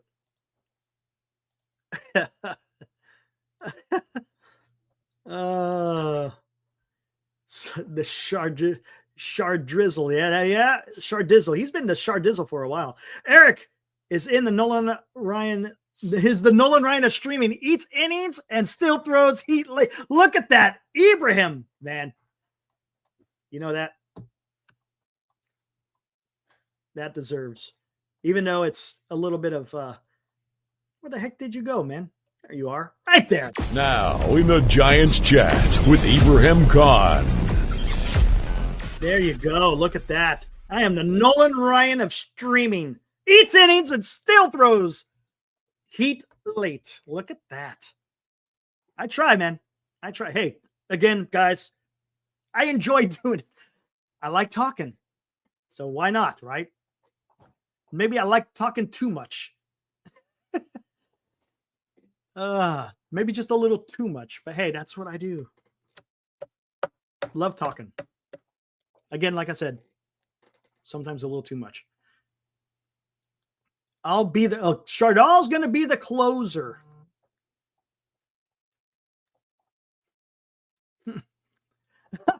Senior, you've been trying to get him to sing that like from the very beginning, man.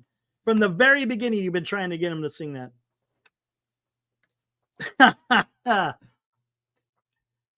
Chardall is the 2024 Doval. That's not good. because the 2024 Duval, Chardal, the Chardal Duval was not very good. It's probably the wrong comparison, Chardal. Or, yeah. Kim at 10 million per year is okay. But if they go 18 to 22 per year, then Posey is an idiot. I can understand that, bub. There's no reason to overpay for Kim.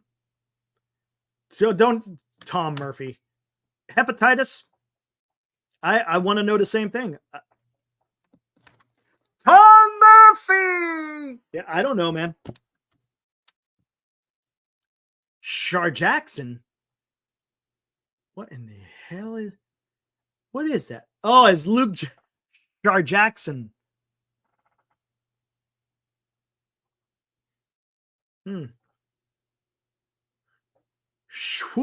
can't even say that, Chardal. Shurfy?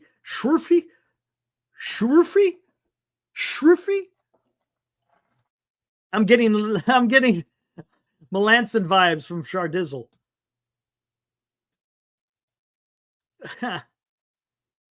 Oh, okay, Chardal. Can you sing Frank Sinatra? Chardal Gupta. Can you sing Frank Sinatra?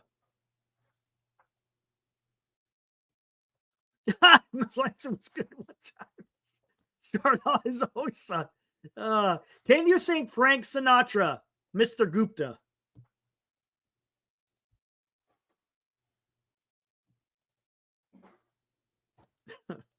You can sing. All right. All right. He can. All right. Chardal, if I put the link out there, you're going to have to sing Frank Sinatra. You're going to have to do it. You have to. That is right. You're a crooner. Okay. So tell me, what Frank Sinatra song are you going to sing? Oh, guys, this is going to be, you don't want to. Okay.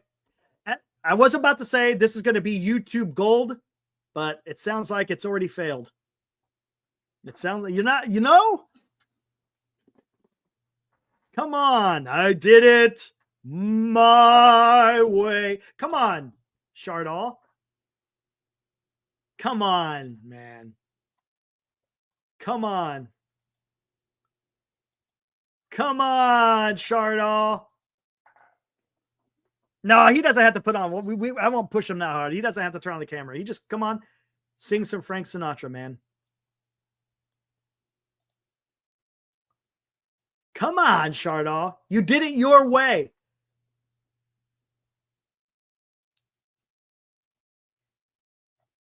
Is Chardal is Brian Wilson or Sergio? Look, Chardal, he's thinking about it. I think he's thinking about it. Come on, man. Chardal, you could be famous, man. Could be famous.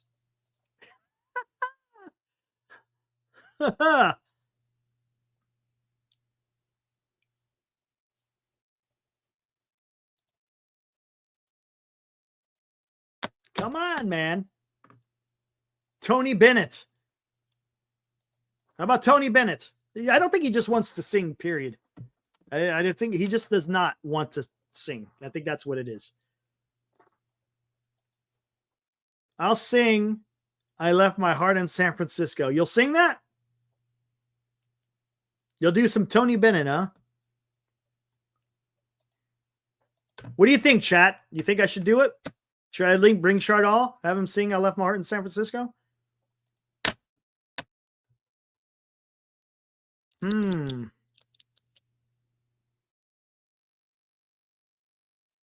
Is it my way or the highway? Yeah. More cat. If you sing too good, we might get copyrighted. Okay, Chardal. Let me hear it from you. Are you good for singing I Left My Heart in San Francisco by the late and great Tony Bennett? Come on. Hey, people are calling for you, Shardall, man. Come on. Oh, what do we got? A's not discussing rotation move for Mason Miller. Sounds smart to me.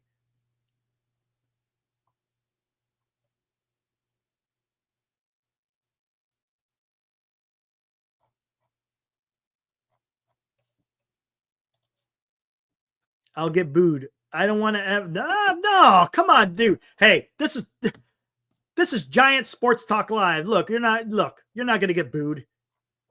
You're not gonna get booed. Just don't pay attention to the chat. Just do your thing, man. Come on, just with all your heart, man. Just give it all you got, Shardall. I think you could do it. I really do. Be one with the song. Channel your inner Tony Bennett. I think you could. I think you got it in you there, Mr. Gupta.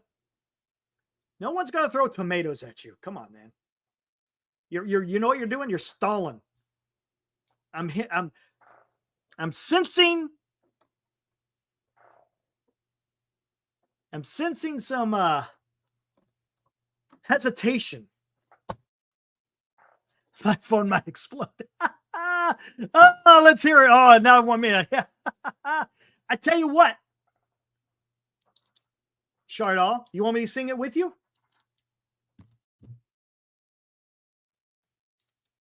I don't know. I don't know all the lyrics, to be honest with you. You can't really belt out "I Left My Heart in San Francisco." That's more of a ballad, right?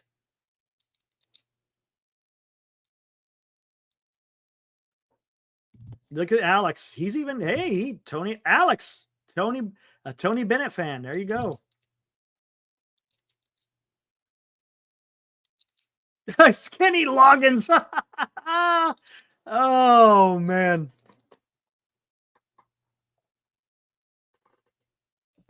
Hold on. Oh, the things I do on this channel. What do we got here? Let's look up.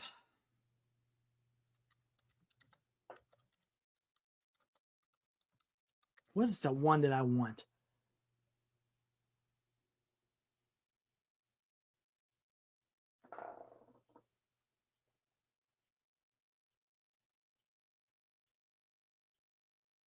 What is the name of that damn song? Oh, yeah. Here we go. Oh.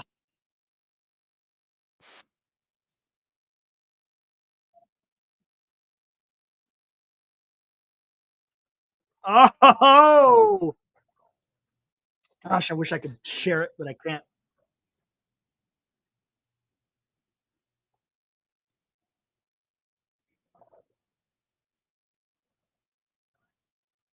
Hold on.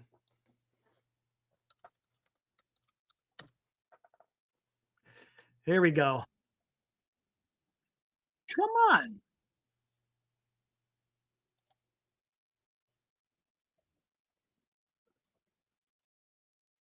Oh, man.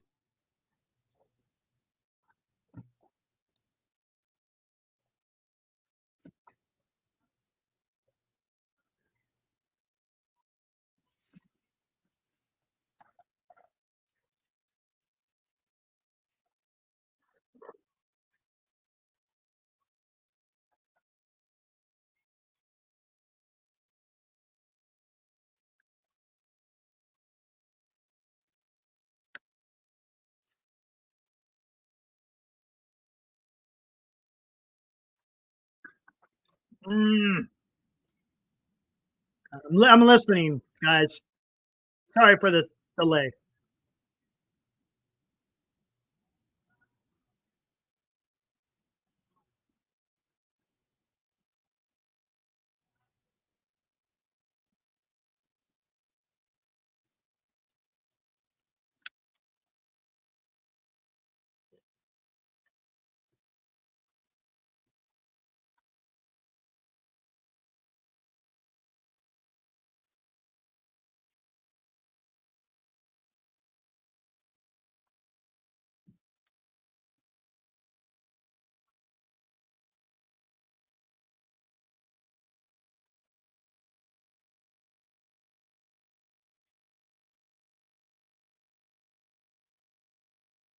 Oh, man. Listen, I'm listening to That's Life. I love that freaking song. God, I love that song. Hold on. Let me see if I can find something. Maybe. I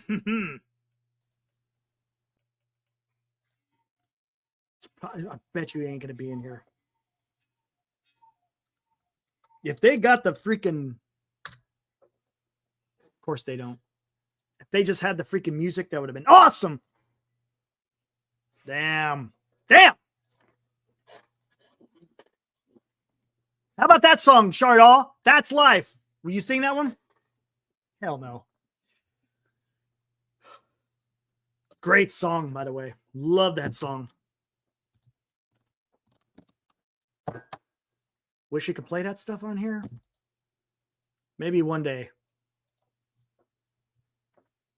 Maybe one day I'll pay for it just to play it once. All right, guys, where the hell do we want to go with this? I ain't doing no damn YMCA. Hell no. All right, it's Chardall, man. You ain't coming on until you agree to a song. That's just how it's going to go. Otherwise, I just close it down. That's just how it's going to go. Come on, man. Just sing one song. That's all you got to do.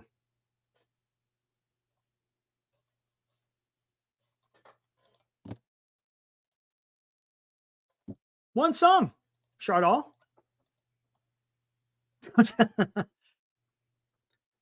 Man, dude, look, let's see. The Trump dance.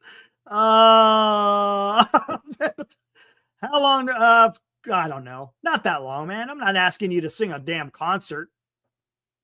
30 seconds. Yeah, why not? Why not? George, what's up, man? Dude, hey, I've seen you. You commented in one of our videos. You're in Chicago. There we go. Great show. Appreciate it, George. Lad is worth 10 wins in baseball season. 10 games increase puts Giants into playoffs in 2025. Lad? Who's Lad? Who's Lad? Talk to me, George. Who's Lad? What is up?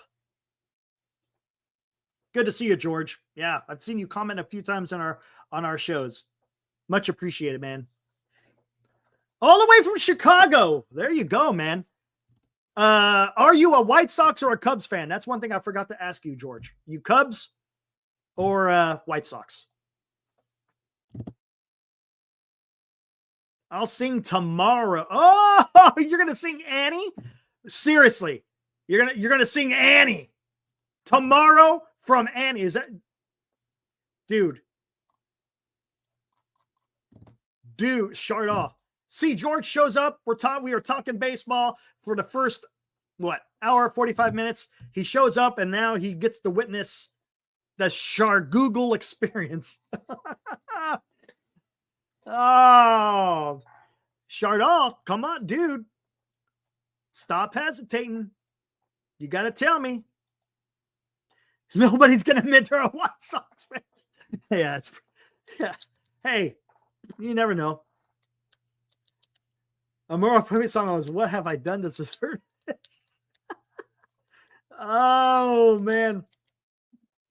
Hey, man, look at that. We still got we got 52 still in the chat. You guys are awesome, man. All we're doing is just kind of bullshitting right now. We got all the important stuff kind of out of the way. Now we're just, shooting the proverbial shit. Buster might be saying, you ain't seen nothing yet. Oh, there you go. Okay. See, you see what Char Google's doing? He does what he does best.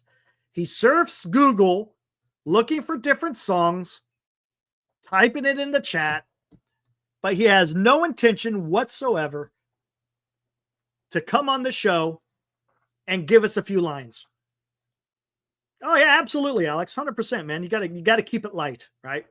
Get the serious stuff out of the way, intermix a little bit of fun in there, and then you just gotta be able to have fun at the end. Pokemon theme song. He'll come on. Cryptic, he'll come on, but he ain't going to sing. And then I got to be a mean guy and kick him off. Yeah. Maybe that's the route I got to go. Maybe that's how I have to go.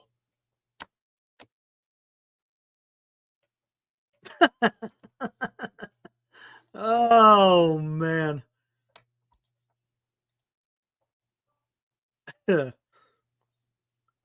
Thanks, Rox. Yeah, I already said that once. Hit that subscribe button. Hit the like. Make sure you hit the notification bell. Then you get notified every time we go live. Usually we go live every single day, 8 o'clock approximately. I try to stay right on at 8 o'clock during this off season, unless we got something special scheduled, like maybe an interview or something else, or if there's breaking news, I usually come on within a few minutes, so I'll get everything set up, and we'll talk about whatever's breaking. During the season, we go live after the game has been completed, so it's hard to really say what time we're going to come on. Usually when they're away, we go on a little bit earlier. And then when they're home, usually we're going on like 9:30, 10 o'clock sometimes. So again, we have fun on here, guys. Talking baseball, primarily Giants. But hey, everybody's welcome. What's up, Tom? But Buster has me pretty hopeful for the future. Yeah, I went off pretty. Tom, look back about maybe 30, 45 minutes ago. I went on a pretty good spiel about what Buster needs to do. For a synopsis, I said when he goes into the negotiating table, he needs to have his rings on, carrying a couple of World Series trophies. There you go. All right. All right, here we go. Let me just copy. I'll put it out there. Things are starting to wind down. And there's the link. I'm sure Shardall will be right in. It's all good. Let's see what Shardall brings. Let's see what Mr. Gupta brings. You don't want to sing. Come on. Thanks, Chris. Appreciate it. Oh, that ain't Shardall. I know who Shardall is. Who is that? It's an imposter. Anyway, I can't even add them anyways because their mic and their mic is not connected. Damn right I'm pressuring you. It's called peer pressure. It's called peer pressure, Shardall. Make you do something you don't want to do.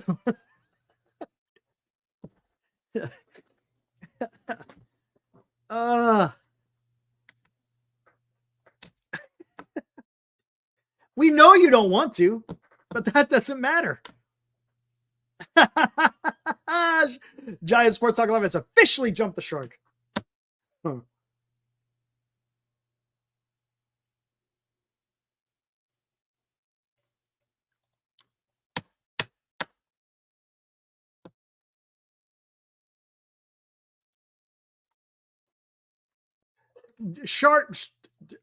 Shardall, you're not nervous, dude.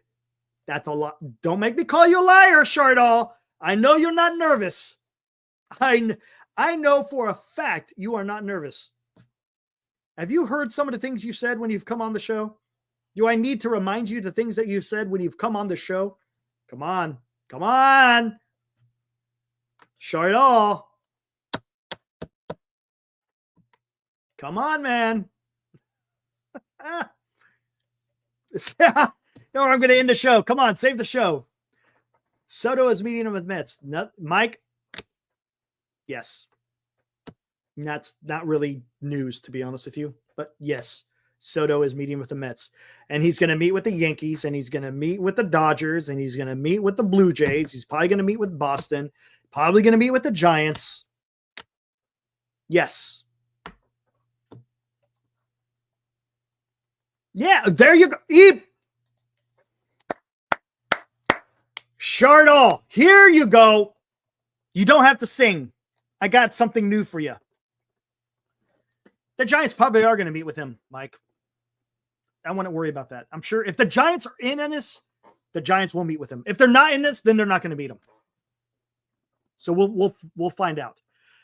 Okay. Shardall, I got something new for you. You don't have to sing. You do not have to sing. Nope, you don't have to sing. I pass. I don't want you to sing. I got you something. I got something else for you. You need to perform public service, specifically for the San Francisco Giants. Shardall, I want to hear your pitch.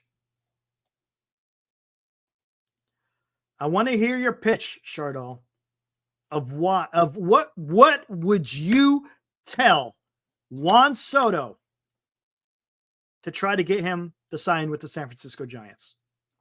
See? Keep it baseball related, man. You don't have to sing. I just want to hear your pitch to Juan Soto and why he should join the San Francisco Giants. Because like Ibrahim said, Soto could be watching. Juan Soto could be watching this very show right here. Watching me act like a fool sometimes.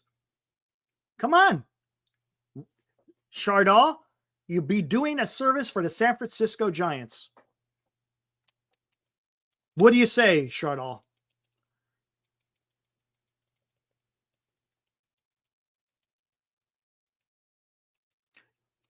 Yeah, I think the Giants are probably going to get Kim, Mike.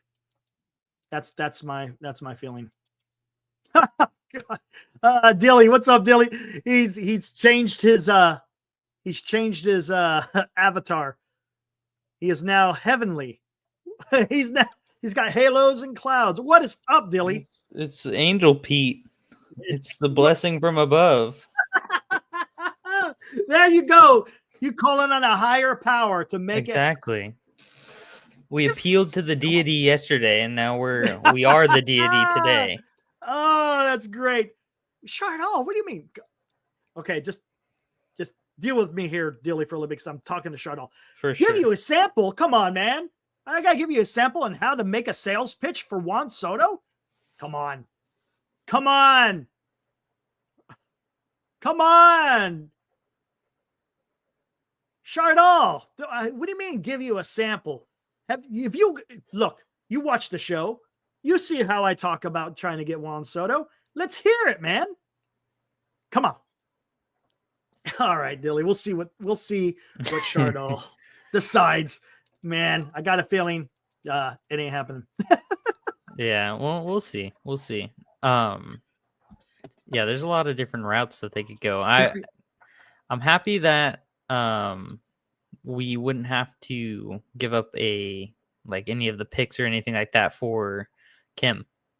Right, exactly. That's why I think they go hard after Kim. Hey, Krister, have a good night, man. Yeah, I think that's why they go after Kim. I don't think they want to give up another $1 million and two more draft picks. There's no way Adames is coming to the Giants. It's not happening. I don't see that happening. And the only way that happens is if he plays second as a stopgap until Kim's healthy, and then you just flip-flop them back and forth. And you put, well, I don't know, though, because then Adames' defense is not nearly as good as Kim's. It's Kim's, right? So you'd probably want Kim at short and then him at second. But I don't see that happening. The second they didn't give him the qualifying offer, I was like, he's as good as a Giant as anyone else on the free agent market could be. Right. So, right. Which, I was talking to my dad like months and months ago before the season even ended, and was saying, and this, keep in mind, this was in the throes of being disappointed at the end of the season. I said, if they sign and extend Chapman and get Kim after that, I literally don't care what they do. Like, they could do anything they want to do, and that's just going to be a bonus. But if they do those two things, at least we'll go into the next season being whatever. This was before Kim got hurt, by the way. Gotcha. So that logic was that. But I think the supporting cast that we got last year with some of the young guys who came up, if they can continue to do what they were doing, i.e. Ramos and Fitzgerald, I think they'll be poised for being okay. And then obviously I think free agency is where it's going to get done. The big stuff is going to get done. Yeah, and this is something I really enjoyed reading with Alex's article. how it's like, okay, the Giants need to make that decision. Yeah. So you got to act quick because you cannot be just left out. Again, if I'm sure Posey witnessed everything that happened with the Giants, you know, in these last few off seasons where it seemed they were a day late and a dollar short. Yep. You know, you can't do that, man. You got to be ready to, just like they said, there was people in the organization didn't even know they were going to pivot to Correa. It's like, absolutely. What? It's like, what? And then they were late on trying to get Bryce Harper. Yeah. They got played and by he wanted Judge. That's what kills me. I think Judge, I'm not salty about that. I'm honestly more salty about him just playing the game than I am anything with his whole like, oh yeah, I don't know, I'm gonna sign with the Giants maybe, whatever. Like that's the only thing that rubbed me the wrong way about him. But I'm not necessarily disappointed that we didn't get him. Right when it happened, of course I was, but I'm not mad that we didn't get him because I don't think he ever wanted to come to San Francisco. Right. And so with feeling that, whatever. And then Correa's medical thing falling through, okay, whatever. If that's truthfully what happened. Bryce Harper, that rubs me wrong. That pissed me off reading that because it shows that the Giants weren't even they were waiting to the last minute. It's like, exactly. And what do you think the player's going to do? They're going to be like, they don't even care. Right? He loved Kapler. He liked Kapler a lot. And Kapler was coming over from the Phillies. And he was like, yeah, I like Kapler. I'd love to play for the Giants.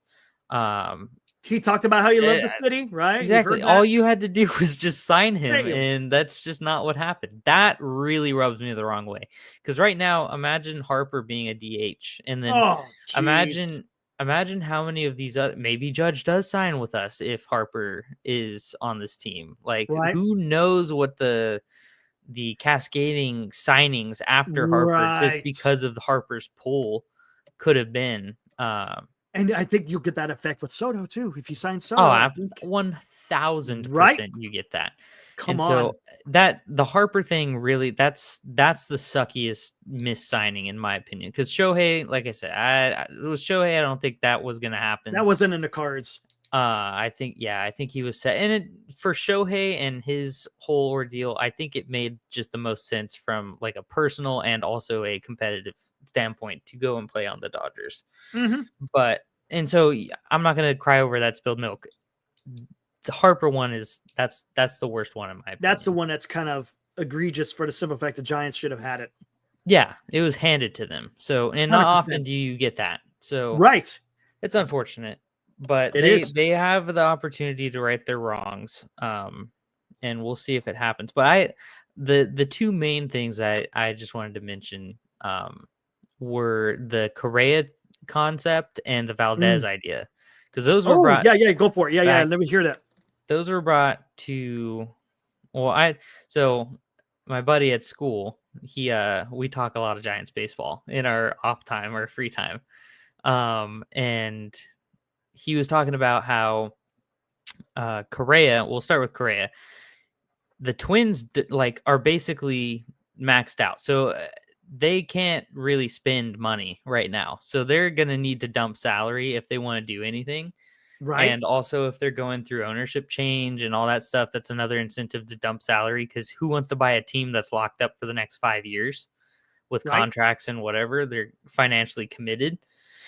So it would make a lot of sense on paper to move off of a Correa contract that is so long and so expensive. And the Giants would have to eat a lot of that, which means that they're not going to have to shell out very much. This is all stuff I'm sure, obviously, you would already know. Right. But they would eat a lot of that contract. So you'd basically be signing Correa to a deal, to his remaining deal, if you want to look at it like that, and then shelling over some middle-of-the-line prospects. And even if you had to shell over, like, a Duvall and then eat a bunch of the contract, or something like that, Matos and then eat a bunch of the contract, I would be okay with that, because I think Correa's got plenty of good years left on him. I don't know, I can't remember exactly how long or how the structure of his contract, if it's backloaded, front loaded, whatever. I'll take a look here. Hold on 1 second. I can bring that up. Either way, if they eat a very significant portion of that contract, and if the Twins want a prospect or a minor leaguer or a Matos, whatever, something like that on top, I think I'd be okay with that because it's not going to cost you those draft picks and it's not going to cost that kind of a thing. It's just money at that point, and that fills in the shortstop spot. And if we're going to sign Kim, then now you have a shortstop and Kim Right. coming in at second, and then you have Fitzgerald as a stopgap at second until Kim comes back. And then Kim on top of that, and then when Kim comes back, you have Fitzgerald to play the super utility position, and then you're set on that front. Your infield is locked in. Gotcha. And here we go. Here's Correa's remaining contract here. Well, I shouldn't say remaining. You got 25, 26, 27, 28, 37, 37, 32, 30. So it's front loaded. Yeah. So it's which, you know what? And there's an opt out in 29. So at he's least getting paid $33 million a year, basically. Well, the 33 when you factor into competitive. Yeah, exactly. Yeah. So again, hey, well, let's take a look at this too. Yeah, I saw about Luis Matos playing good in the Winter League too. What does that mean? I mean, it's good for him. Yeah, we'll be. That's one of those things where it's like Matos you want to see good. that. Yeah, if he doesn't do good in there, that raises questions. But if he does do good, then it's like he should do good. Yep.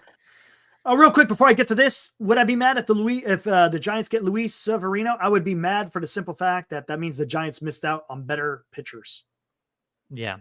If the Giants are having to pick up Luis Severino, I mean, he's okay, right? I wouldn't say he's maybe a number 3, right? Was number he 3 given starter? A qualifying offer?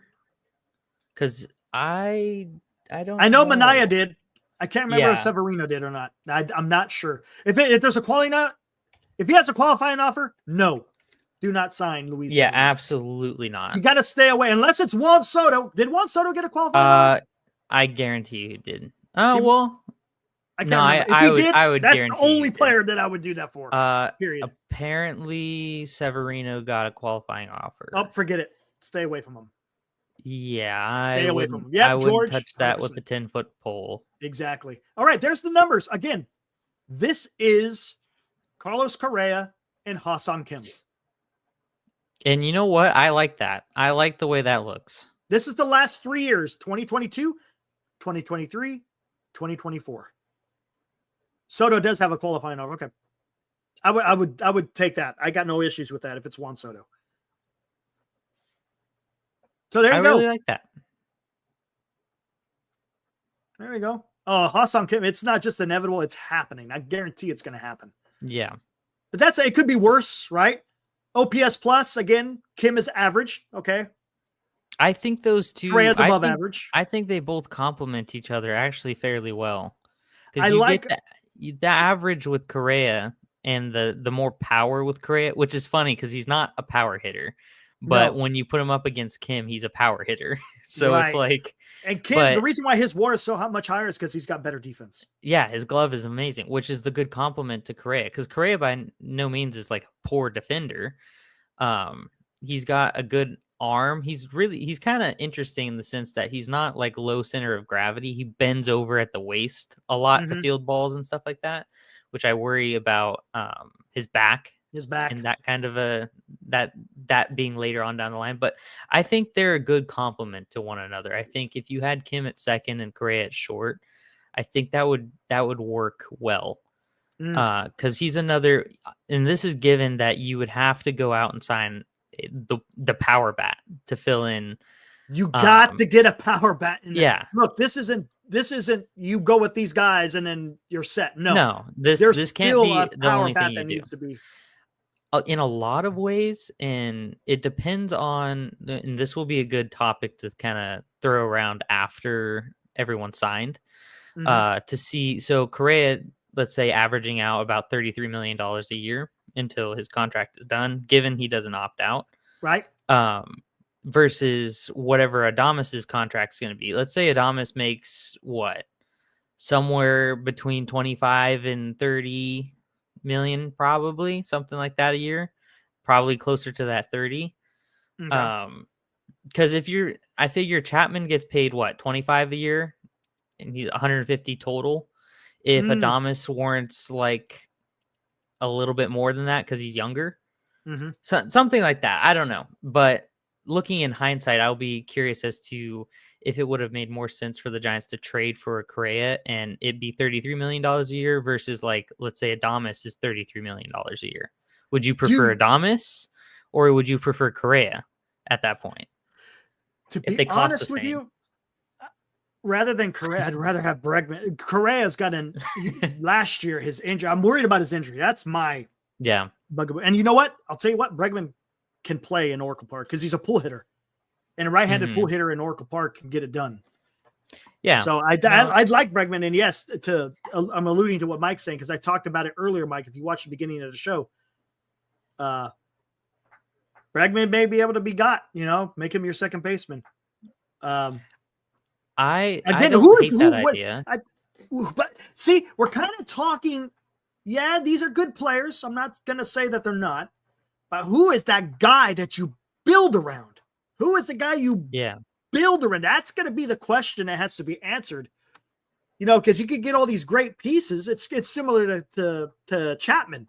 Yes, he's a good player, but who do you put him around? Giants have to get that guy.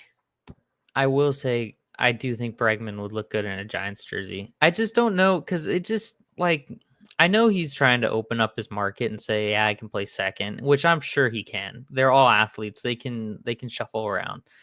And to your point, being a pull hitter, the field where the Astros play absolutely is conducive to course. that. That is why he is so prolific.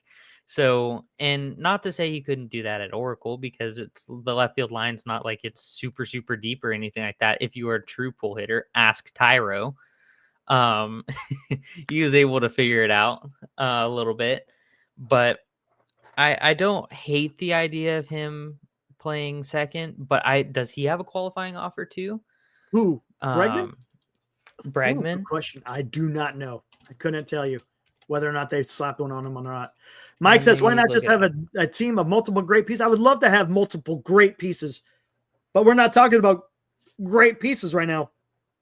We're talking about good, decent. Yes, he has a qualifying offer. He does. See? Yeah. See, maybe maybe you don't get it done. I don't know, man. It sounds like you're gonna just have to eat it on one free agent with the qualifying offer because that's like not you're gonna get Kim, which is fine.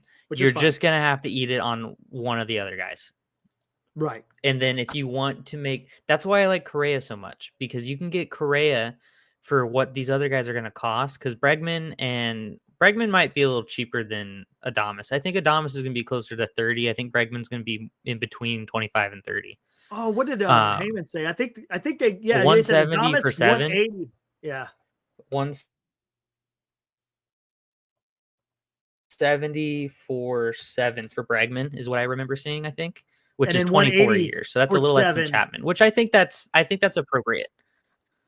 Which would be like 26 a year, I think. I think that's reasonable. I don't think that's not too far-fetched. It's not crazy talk. So you're paying like $8 million more for Correa if you eat 100% of his contract. If you could work it down, if you could trade someone away or trade a couple players away and work Correa's contract's AAV down to that 25 mark and put it on par with those two other free agents, Bregman and Adames' projected salary, I think I would prefer Correa because then you avoid giving up your draft picks. Right. And you're still getting it's through trade. You're still filling the need and then praying to a higher power that he stays healthy and performs like he has been. I think that would because it's similar to Bichette in the way it would work, like the way it would have to be done, but obviously with a different situation. But I wouldn't hate the Correa thing if you could get the AAV down to like 25 with prospects or something like that. Here's a question: which player would you? We all know Soto. I'm not going to even bring Soto in it. Everyone would give up. Yeah, of course. We'll pay the penalty for qualifying offer for Soto. What player would you pick that has a qualifying offer? Would you be willing to take that penalty to sign to your team? Is there anyone other than Soto? I mean, I think there's some starting pitchers out there. Snell doesn't have one. No. And I think that's because of his opt-out. I think when you opt out, you don't qualify for a qualifying offer. Burns, I think, has one. Burns, I'm sure, has one. Max Fried? I would say likely has one. Let's just assume that they all have one. Because they're going to be top of the line. But you only get the penalty for one of them. If you sign multiple, you don't get the multiples. Okay, well that's good, right? I don't know, man. That I don't know. I think you do. I think it stacks. I think you lose more picks the more you pick up. Oh shit! So I'm pretty sure that's how that. I could be completely just talking out of the left side of my mouth right now, but I'm pretty sure that's how that works. Is it stacks up? Skaters, I am not going to give up. I'm not giving up multi-draft picks for Adames. Burns, I would. Does Walker? Walker probably has a qualifying offer, right? That's what I thought. See, I ain't doing that, Gilbert. That's what I'm talking about. You got to be careful. Yeah, that's intense. See, that kind of puts a wrench in things. That's why if you trade for Vlad, which is going to be tough, you don't have to deal with that. I don't know how high I am on that. I'm not giving up 4 picks and $2 million. No, that's not worth it. For Adames and Burns. I'll give it up for Burns. Yeah. Kim, it doesn't cost. I don't know about Santander and Walker, but those guys probably have qualifying offers. See, I really like that brings me to my next thing. The second head of the Hydra is the Valdez. That idea was thrown around because you were talking about Valdez. The Giants love ground ball pitchers, and I don't know what kind of voodoo they use to find all these dudes who just appear to be sinker ballers. Like that's just they create them out of thin air. It blows my mind. It's like Jordan Hicks throws 105 and now he's a sinker baller. Like, huh? How did that happen? Like Logan Webb out of nowhere just greatest sinker baller in the MLB. It's like, what are we? How do you do this? So Valdez, being the ground ball machine that he is, I feel like he profiles so well on the team because he's a left-handed. I said it earlier. He's a left-handed Logan Webb. Essentially, the pitch mix is a little bit different, just because he's a different pitcher. But effectively, the outcome of his pitching style is the same. He's a ground ball pitcher, pitch to contact. He's actually, I think, more of a fly ball pitcher. But either way, he's a pitch to contact pitcher and is an innings eater. He goes deep into games. So I think he would profile so well. And you get an elite pitcher and avoid the qualifying offer stuff because it's through a trade. So if you could somehow finagle a trade to get like Correa and Valdez, now you've fixed your shortstop problem and your pitching problem without having to extend or lose those draft picks. Lose the draft picks. And then you can use that one like bullet in the gun to get your power bat for the draft picks. Soto, Alonso, someone like that. You can do that because you got all your other needs through trade. I don't know. I thought it was an interesting concept. They're talking about Valdez, trading for Valdez from Houston. I don't know what that would take. That's the only that's the issue. And he's like what, 31, I think. Mike, that's why I like Soto over Santander. Sure, Santander had a great season last year, but look at those numbers, man. A lot of people think it's a fluke. It could be. And I kind of don't blame them for that because he freaks me out because I can see him coming to Oracle and hitting 25 home runs. And that's just him. Bat 240, hit 25 home runs, 70 RBI, and basically be Chapman minus everything defensively that Chapman provides. And that freaks me out. Yeah. Now, Greg says, we don't need draft picks. We need players. I'd agree. I'd take stars now over maybes later. But here's the problem. It depends on what players you get. Because if you're trading your future, whoever you're getting, that's why I say Juan Soto, That's why I say Burns. I don't know. Maybe Adames. Maybe. Man, that's the thing, man. You got to be careful in what you're doing because look, you also have to be able to draft and develop. And if you keep giving away, look, last year we gave up a second and third round. We gave up $1 million in international money. That could come back and haunt you. Look, how many times have we heard, from the previous regime before Farhan, I'm talking, how they left the farm system in shambles. Imagine what it would look like if you're signing all these guys and you have no draft picks. I don't know. And that's the thing. I need to figure out if you sign multiple qualifying hours, if it stacks on top of each other, or if it's concurrent. I'm pretty sure it does. I'm pretty sure that's Santander is not worthy. Burns is worthy. Santander is not worth giving up 2 draft picks. No. Here, listen to Burns. Yes, I would agree with you on Burns. Listen to this. So according to this, Valdez is 30. Oh, he's 31, I believe, or he will be 31, something like that. But his contract is $18 million this coming year, 2025, and then he's an unrestricted free agent next year in 2026, or like the season after 2025. So in 2026, he's a free agent at age 32. He's still in arbitration right now, and his salary is $18,800,000.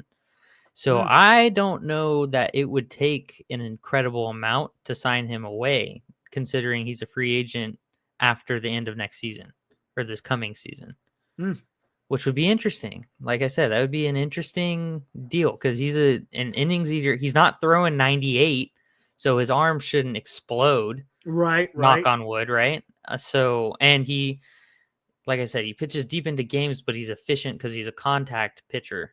So it's not like, he's not. Webb's the same way. Webb's not a strikeout exactly. pitcher. He's a contact and he pitcher. doesn't throw 98 miles an hour. And he's not going to blow his arm out. Exactly. Yeah. So I am growing fonder of this Valdez idea the more I look into it. Mike says they should trade for Brent Rooker. See, you're all about the home runs. And I tell you what, but here's the thing. A's have already said.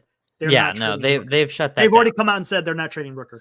Which he has. I like him. Dues. The reason why I like him, not only does he have power, but he also hits for average.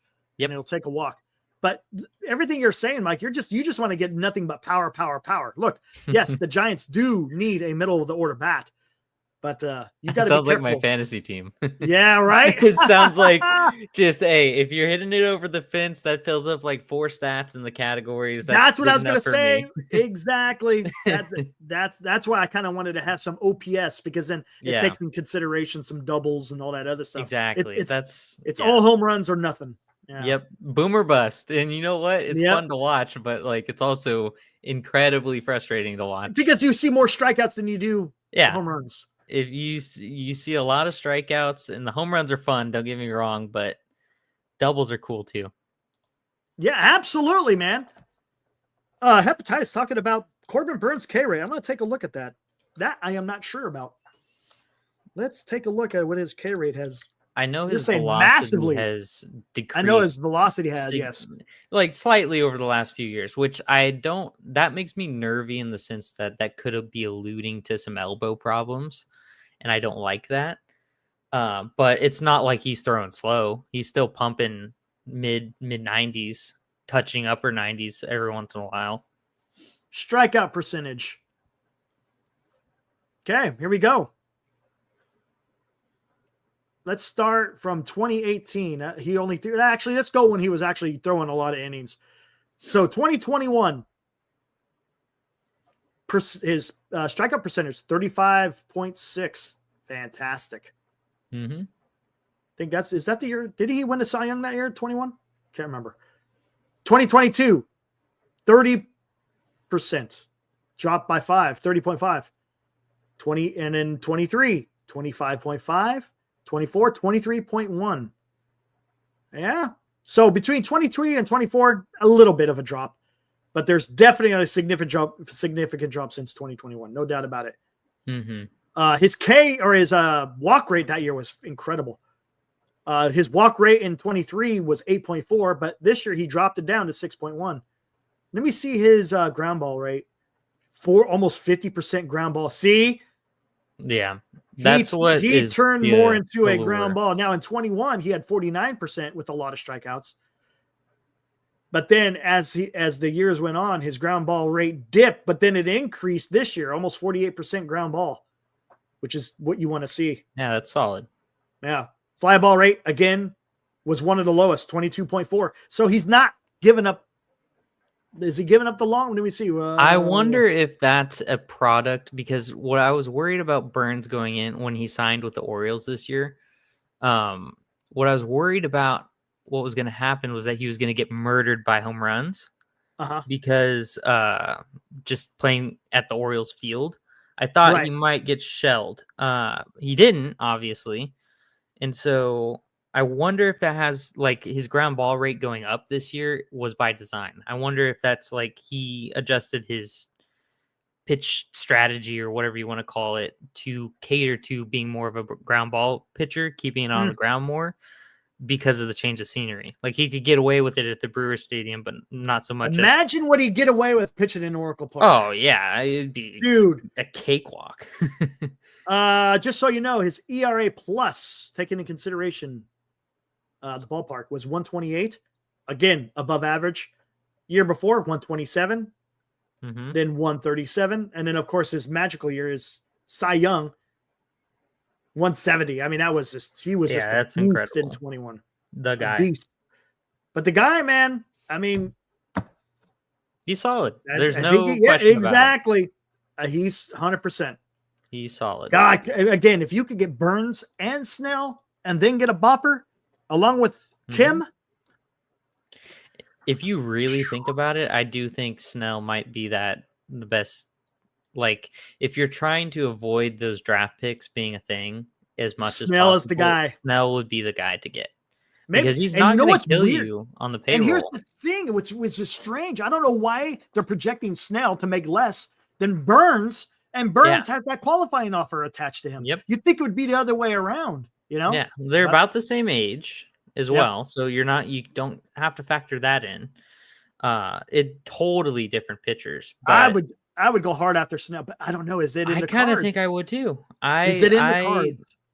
I kind of think I like that because you don't have to give up those draft picks, and he's already established here, obviously. So you could just say, "Hey, stick around," because we all knew he was going to opt out no matter what happened. He could have won another Cy Young. He was opting out. He wants the long-term deal, which I don't blame him. He's at that point in his career where he's going to want to just lock up with one team and say, "This is where I'll retire."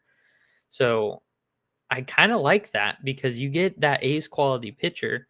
And he's familiar with what's going on. He's got the rapport with Bailey and all that kind of stuff already. And Bob Melvin. All he that. likes throwing to Bailey, I think. Yeah, you know, he threw his first no-hitter complete game in San come on, Francisco. you got Buster Posey as the president of all baseball. of that stuff. So it does make a lot of sense if you really think about it. And it's not going to kill you on salary, because if he makes like $28 million a year for the next however many years or whatever they projected him to make, I mean, yeah, that's a better value. Honestly, if you sign him long term, you're going to pay less per year than you were. Exactly. And that's realistically all that matters. The aggregate value of the contract, I don't literally shouldn't matter at all. It should not. It doesn't make a difference. It's the year-to-year AAV that's going to kill you. Yes. So if you can stretch that out a little bit, I'm okay with that. So absolutely. And you get to keep your draft picks. Saying it out loud, I think I've grown fond of the Snell idea. I wasn't initially, but again, he finished strong. Kind of starting to make more sense now that we're talking about it. Now we're talking about qualifying hours, all this stuff. Exactly. I know. Boris, man, dude, you're not going to be able to avoid the Boris question. You can't. No. I'm excited for the winter meetings because once people start legitimately meeting together, and like Boris starts shopping around, all that kind of stuff, be interesting. Well, here's the thing. You said, do you think the Dodgers care about losing draft picks? They don't have to worry. Look what the Dodgers are. The Dodgers are in a total different scenario than the damn Giants, man. That's the problem. Look, the Dodgers got 3 MVPs on their in their top 3 of their lineup. 3 MVPs. Yep. That's the reason why they can afford losing draft picks. Again, you can't compare the Dodgers to the Giants because of how they're currently constructed. Totally different. No, Totally different. their farm system could literally catch on fire tomorrow, and they wouldn't bat an eyelid. It would be totally fine. Again, and let's not forget the Dodgers continually, they just know how to draft. And you know what they do with those drafts? They go out there and trade them to get MLB. Sell them away. That's what they do. And that's what they do. It's a very interesting logic to take into the baseball market. And I do respect it a lot because it is a cool strategy to, like you said, draft well, never expect to use those draft picks or draftees, and then just ship them away when they're doing very, very well. Maybe give them a little tease in the major leagues for a little bit just to kind of showcase them. And then, goodbye. Right. We want major league ready talent right now. Mookie Betts, Freddie Freeman, that kind of a thing. So it would be interesting. Gavin Lux, I'll be curious if he turns out, if he figures it out this next year or two. Right. If he still got Outman out there, I don't know what Outman's going to do. Yeah, exactly. And so I'll be curious if they start to shape up, if they get shipped out for someone. Or bring them up like whatever. Kershaw, Bueller, Wilson. Hey, let's not forget Corey Seager. Yeah. You guys had Corey Seager. Trey Turner is Trey no longer Turner. a Dodger. Wow. Did he come up? Who did he come up with? No. He came up through the Nationals. Oh, yeah. I completely just write that out of my memory. I know, Trey right? Turner was a Dodger, and now he's a Philly. That is it. Harper, Turner, Soto. We're all on that 2019 World Series team. Bellinger. There you go, Bellinger. Yeah, that's another great one. Muncy. Again, it's not like they do that with Smith, every prospect, but they know what the hell they're doing, man. Yeah. They've got a good system going on. 100%. Yeah, it's just interesting. And that takes a long time to develop as well. So I'm not going to harp on the Giants for turning that around immediately. That's a commitment to try and right that it is. ship. And and I know a lot of people are talking about that international draft pick that the Giants are supposed to pick. Yeah. But you know what? Talk to me in about 5-6 years. Yeah. The dude's 16 years old. Look, it's fun to be excited about that, but look, we're not. Bro, you ain't gonna see him to drive on the freeway before he can worry about playing in the major leagues. So exactly, the team that is currently constructed won't even be the same when you go to prom a couple times before you can worry about hitting home runs. I know, right? That's too early. That's why, when Ramos got drafted, I think he was 17. He had super short hair, no beard, all that kind of stuff, and he was wearing a Giants jersey. You know what? I think you're right, Deshaun. I think that Harper did leave the year before, or I should say the year after, because when did he get 2019? Yeah, that's the year they won the World Series, wasn't it? The Nationals. Pretty sure it's 2019. Remember. I know that. Yeah, he might have been gone. My bad. So I think it was Trey Turner and Soto that won the World Series then, right? I think. Right? Let's see. The 2018. Do you want Outman? I don't want Outman. Yeah, he didn't. Yeah, he had left. So he left in that 2018 offseason. Yeah. Yep. And then 2019 is when the Nationals won it. Yeah. Yep. That is correct. Oh my God. Wasn't that when they had Scherzer and when Corbin was worth a shit? Of course, Soto and Trey Turner. Mm-hmm. Who else did they have on that team? Was Jason Worth on that team? I just watched a video about this the other day. Actually, it's kind of funny. They had Zimmerman, Jordan Zimmerman, right? Was he on the team? Was he still on the team, or did he already leave? No, I think he already left. Rendon, I forgot about Rendon. Oh, that dude was on. I forgot. Strasburg, was he? I don't know. He might have been. I can't remember. The guy's hurt so much. I can't remember if Strasburg was part Fernando of it. I know he was on Rodney. the team. I just don't know he played. Fernando Rodney, the closer. Yeah, he was in. Wow. Mr. Yep. Palanton Nope. himself. Strasburg. I don't know if he was playing, but he was on the team. He was on the team. Yeah, I don't know if he was playing. So, Trey Turner, Joe Ross, Patrick Corbin, like you're saying, Zimmerman, yeah, Jan Gomes, Daniel Hudson. Jan Gomes. Oh, and didn't they have Suzuki as the catcher too? Let me see. This is a very like not good list that I'm looking at.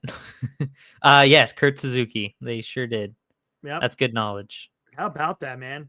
Goodness gracious. I couldn't believe they pulled that one off. That was absolutely incredible. Yeah, Brian Dozier.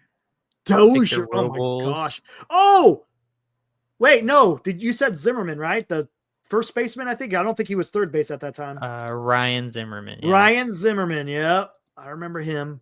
Mm-hmm. Because, yeah, Rendon would have been third base. Yeah. So I think Zimmerman was over there at first. Mm-hmm. Gosh, dang, man. Talk about, and that wasn't that long Throwback. ago, man. No, it really wasn't. I mean, well, it feels like ages ago. It's crazy how baseball does that, because know, it's right? like 2019. When I say that out loud, I'm like, oh, that wasn't that long ago. But then that was 5 years ago. 5 years ago. That's not a short period of time. Yeah, like it's just crazy. And think about this: Juan Soto was 21. I know. That's ridiculous. What? I know, dude. And here he is, a free agent at 26. Exactly. So yeah, the Nats team was good. Yeah, very good. Very, very good. Who was? Yeah, the 1 year Strasburg dealt. Let me look this up. All right. While you're looking this up, let's go ahead and get this over with. He's been in a green room for a while. Yeah. Let's bring in our special guest, the Giants Sports Talk Live special guest. What's up, Charlotte? Hey, Eric, how you guys doing? Holy crap! You coming in freaking hot, dude? To my ear. Holy dude! What is going on, man? How are you? I'm doing good. How are you? So what are your thoughts on the Giants? How do you think they're gonna do? I mean, are you a lot of hope. We need to get Juan Soto. Okay. Yeah. Okay. Now, Charlotte, let's hear it. Let's hear your pitch right now. You're in the room with Juan Soto, Charlotte. It is going to be up to you. You are the savior of the San Francisco Giants in signing Juan Soto. What do you tell him to convince him to sign with the Giants? What I would tell Juan Soto to convince him to join the San Francisco Giants, forget about all the haters. If they say that you're not a good baseball player, just play with all your heart and you'll be a success. Fair enough. Okay. I think he walks out the room, man. Man, you got to come with more fire than that, man. You got to come with more fire. Oh, Chardal, you had plenty of time, but hey, you gave it your best, right, Chardal? I gave it my best. Okay, there you go. Yep. And now he's a Yankee. Now he's a he might be on the phone with the Dodgers after a performance like that. Georgia, Chardal, it's not just me. The chat is speaking. What's up, Tom?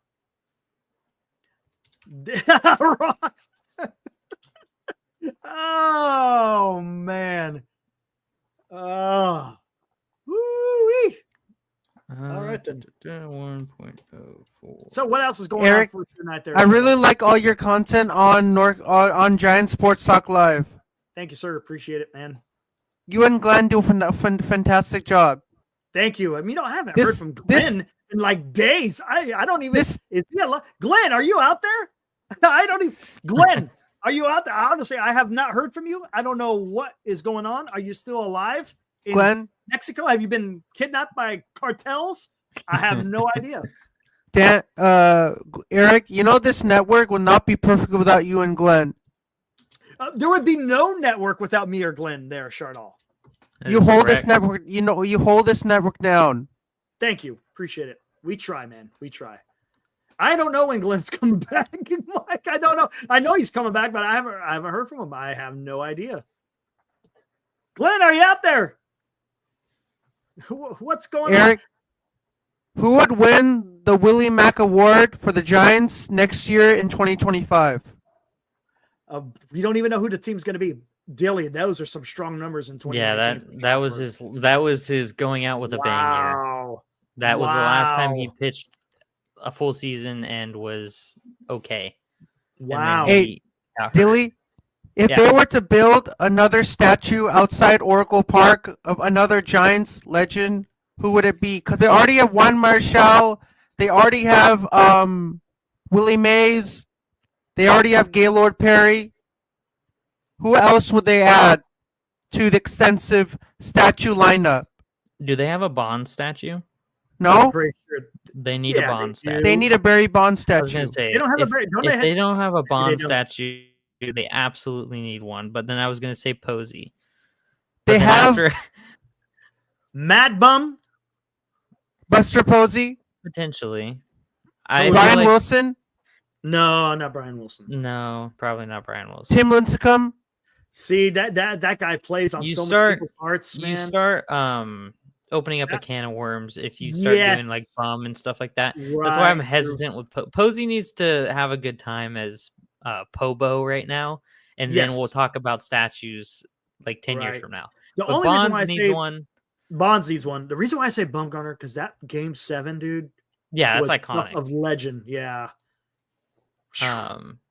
What you could do, and it would be interesting, is like just like their shoulders up and do a bunch of those guys. So like you could do like a combo statue where it hits that World Series era, where it's smaller smaller people figures. But I gotcha. I gotcha. something like that, because that would pay a good homage to that era, rather than doing individuals. Bonds needs his own, I think, for sure. And then when Pete Alonso signs, he's gonna need one as well. So Right. Hey, Eric, how about they build a statue of Christy Mathewson and Will Clark? Because those are big legends. I mean, Christy Mathewson played when they were the New York Giants before they Correct. became the San Francisco Giants. Yeah, Mhm. that's a good point. Yeah. Should if they you build want- a statue of Christy Mathewson? I don't think they will because it's San Francisco specific. I don't know. I mean, it's part of the club. Don't get me wrong. I mean, you also Mhm. got Mel Ott. What about John McGraw? I mean, you probably should have one of John McGraw, but I don't know if they'll do that because it's in San Francisco rather than New York. Eric, you know about John McGraw? There's a concession stand named after John McGraw inside Oracle Park, Hey, well, there you go. I did not know that.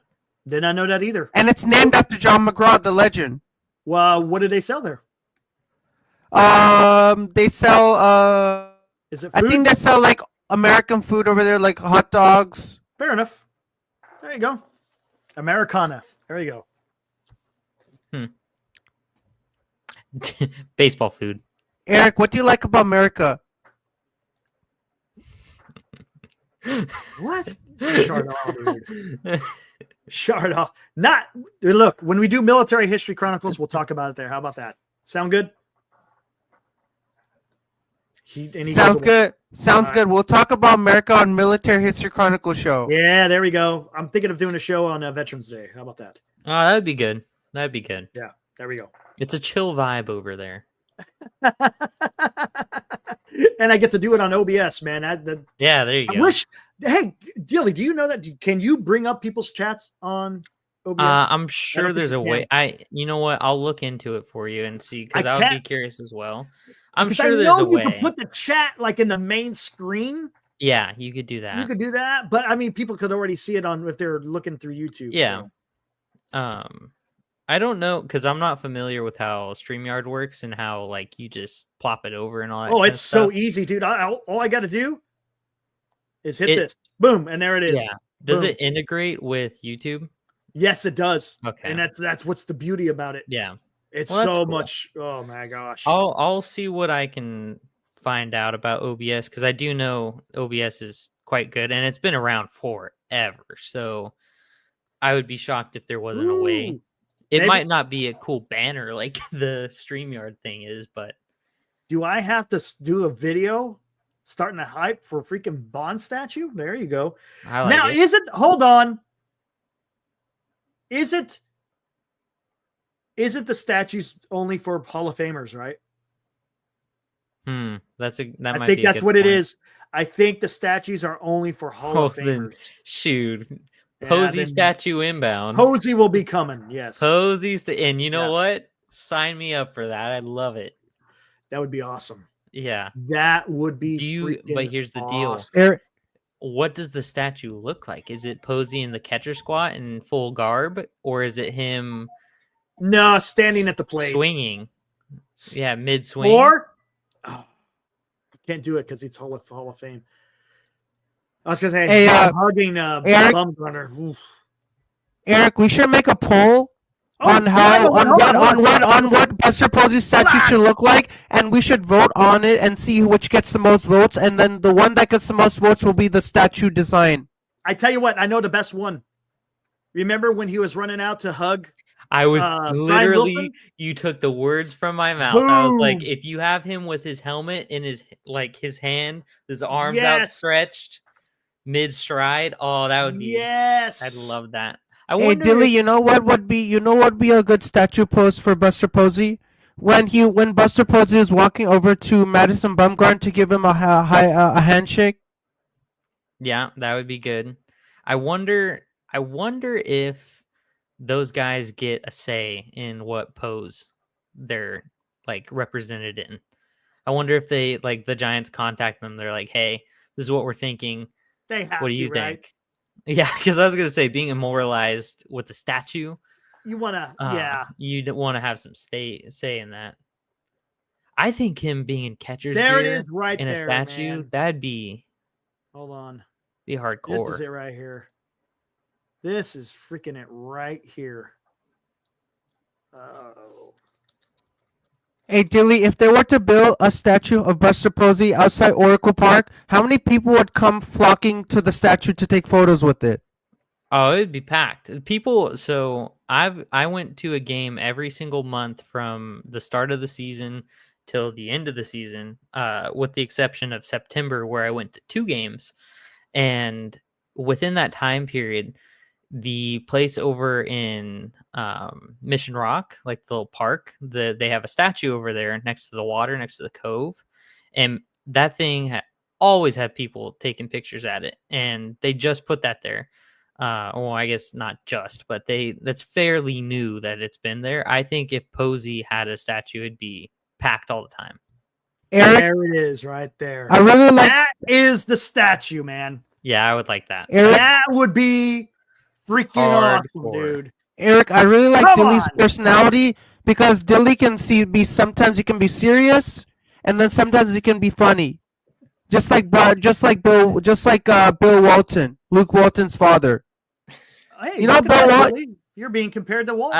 I appreciate it. You know Bill Walton has a serious side and then he's sitting down on the sideline goofing around with everybody. Sure. I take your word for it, Charlotte. That's Dilly in a nutshell right there.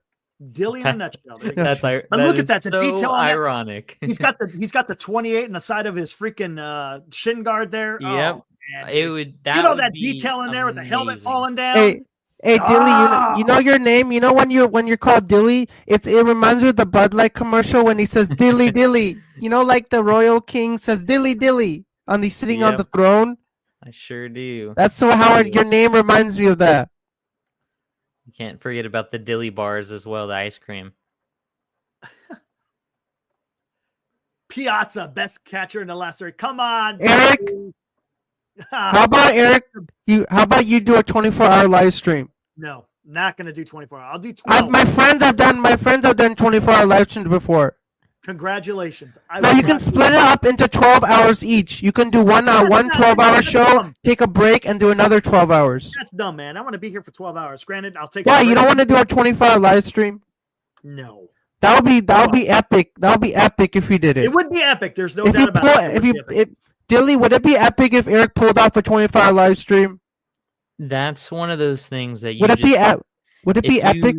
If you do it, it's strictly and purely for the reason of saying I've done it. Not be because you want to do it, not because people want you to do it, but just to say, yes, I have done this. No, I'm saying, would it be epic? What I will say is that I would not watch 24 hours of anything for any reason. I would be in and out. You could wake up, watch part of the stream, go to sleep, wake up the next day, and the stream still be on. And Eric, I don't know about all that. Eric, the reason why I really like coming on your show is I feel like I'm part of the Giant Sports Talk Live family. Yeah, you're right. Hey, do me a favor, Shartle. Back away from the mic about Yeah. 6 inches. Take the About 6 mic inches. and push Yeah, it. it sounds like forward. the mic is down your throat, dude. Eric, I feel like I'm a part of the Giant Sports Talk Live family. There you go, Yeah, man, a little dude. bit better. Perfect. Every there time not I a come way- on here, I feel special. Back up a little bit more. See, here's the Every deal. time I come on here, I feel special coming on the show. I'm glad. Hey, you're our special guest, Chardall. You're Giant Sports Talk Live special guest. But here you do. Can't- Here's some advice with the microphone. If you're going to get loud, it's a good idea to back away from the mic. All right. Or if you're going to talk a little bit lower, then you could get a little closer. Just for your information. Correct me if I'm wrong, Eric, Turtle. It's I a headset appreciate mic. it. I appreciate the tips you're giving me on how to improve my mic There you go. volume. Yeah. There you go. Sound much better. Perfect. I think it's a headset mic and it's just peaking because it's literally pressed is up it a against headset his mic? mouth. Is that what it is, Chardall? It's a headset mic. Yeah, there Yeah. you go. So all you have to That's do the is problem. just pull the microphone away a little bit. Or if you can It's adjust, just your peaking. you can also adjust your microphone sensitivity. Yeah, as well. you might have a gain like dial on the side of it somewhere or something like that. That'll help you out a little bit. But is there not an option in StreamYard for the Yes, there is. the If you go to the people settings, you can. Well, I adjust- mean, for you as the host to turn down the volume of guests just a little No. bit. Interesting. I You know would have what I thought. can do though. I could do this.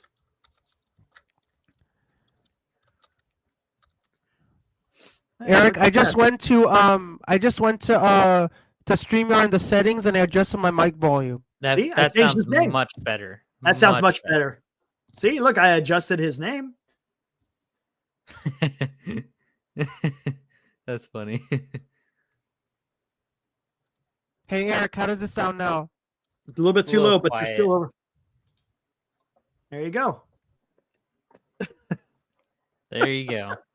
Perfect. There we go. Special guest SG, the overmod monster. There you go. Perfect. There you go. Eric, Oh, wait. would Speaking you of call me monster, would you call me the OG of Giant Sports Talk Live? the OG. No, you're not the OG. But you know what? When will I become the OG? Time. Really? Fans, it's scary that the Dodgers won the World Series. We're coming back next year. Ooh. Oh, a good stuff. What do you menace. think about that there, overmod monster?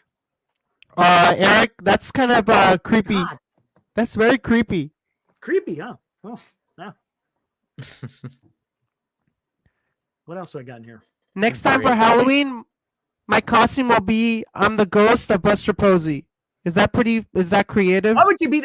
Buster Posey would be dead if you're the ghost of. No, Buster. the goat. I could be the ghost of Babe Ruth. You could be There the you ghost go. of Babe Ruth. There you go. There you go. That would work. Yep.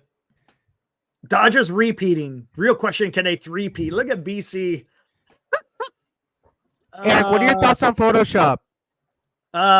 It's awesome. It's fun. I enjoy. Have you using ever worked with Photoshop before? it. Not until I started doing this stuff. Dilly, Learned on the fly, man. how have you gotten involved with Photoshop? I think Photoshop's very confusing. I respect the people Very. who are good at it, but it's very confusing to me. I tried to do it in school and I never really put the time into it. So that's why I I'm use not even- Canva. Canva I'm is not so even- much yeah, more there you go. user friendly Much and be- it it's does plug and play, everything. man. Yeah, it does everything that I needed to do and it's perfect. So that's until I decide to devote more time to learning Photoshop, I'm a Canva guy. There you go. All right, Chardall, man, you had your time. Appreciate it, dude. You're awesome. Do you have any final Hey, thoughts? My final thoughts are thanks for having me on the show. I'm a big fan of Giant Sports Talk Live. You and Glenn, absolute killer on the show. I love coming on here.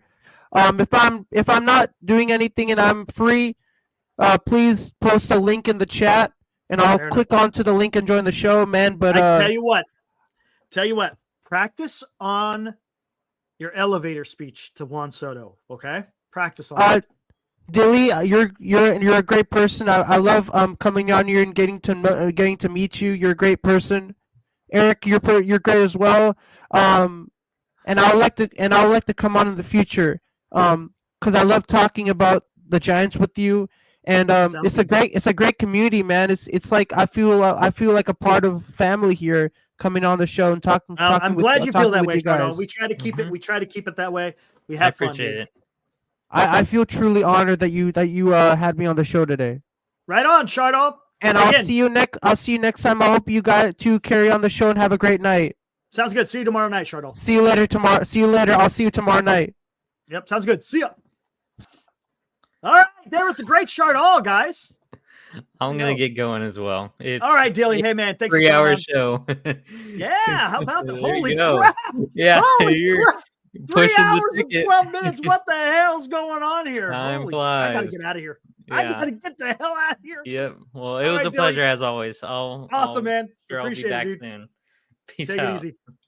All right, there was Dilly. Holy crap! Damn, I didn't realize I was going that long, guys. Wow, but hey, we had fun, right? Isn't that what it's about? It's about having freaking fun. Time flies, man. When I get on here and I start talking, especially bringing on guests, dude, it's just, and look, I'm not even complaining. Not even complaining. I'm just having fun, just talking, man. That's all we're doing, man. Holy crap. Anyways, to recap from the beginning, can the San Francisco Giants make a Soto-less splash?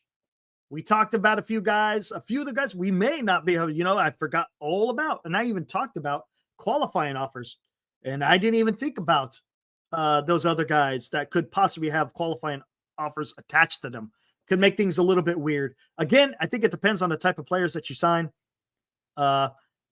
Sometimes you might be able to go ahead and say, you know what, we could give up those draft picks depending on the player. But anyways, there's other avenues for the Giants to get better. I think the key point in all of this, I think the Giants have to get that middle of the order lineup type of bat and then work around that person. Who will it be? Who knows, man? Who knows? Stay tuned. It sounds like we're going to have news every day. It's what I hope is going to happen is these things move a lot quicker. Cause look, we're already talking about Juan Soto meeting with teams. Kind of figure that because I think he's going to have a busy schedule this month. But maybe we don't have to wait until damn February to find out where Juan Soto signs. It'd be nice if it could get done here early December, maybe even during the damn winter meetings. Make the winter meetings a little bit more exciting rather than just, everybody glued to freaking YouTube and Twitter wondering what the heck is going on. The suspense is awesome. Don't get me wrong, but it's nice to actually have some breaking news. Anyway, guys, I appreciate all you guys hanging around. There's 41 of you that's still hanging around. Impressive, guys. Really impressive. You guys are sticking around listening to these shenanigans. Again, guys, be back here 8:00 tomorrow night. We'll do it all over again. I'm sure we'll still talk about Soto. We'll still talk about some other guys. I'm sure Snell will be in the Ha-Seong Kim is going to be part of the conversation. Yeah, exactly. Giants report. I hate how long it takes. But again, guys, appreciate you all. Had fun. Until next time. See you tomorrow at 8:00. Let's get out of here with a little tribute, right? That I put together on the great Willie Mays. Look, I can't even talk. For the great Willie Mays. You guys enjoy the rest of the night for forever how much long of it is left. We'll see you tomorrow.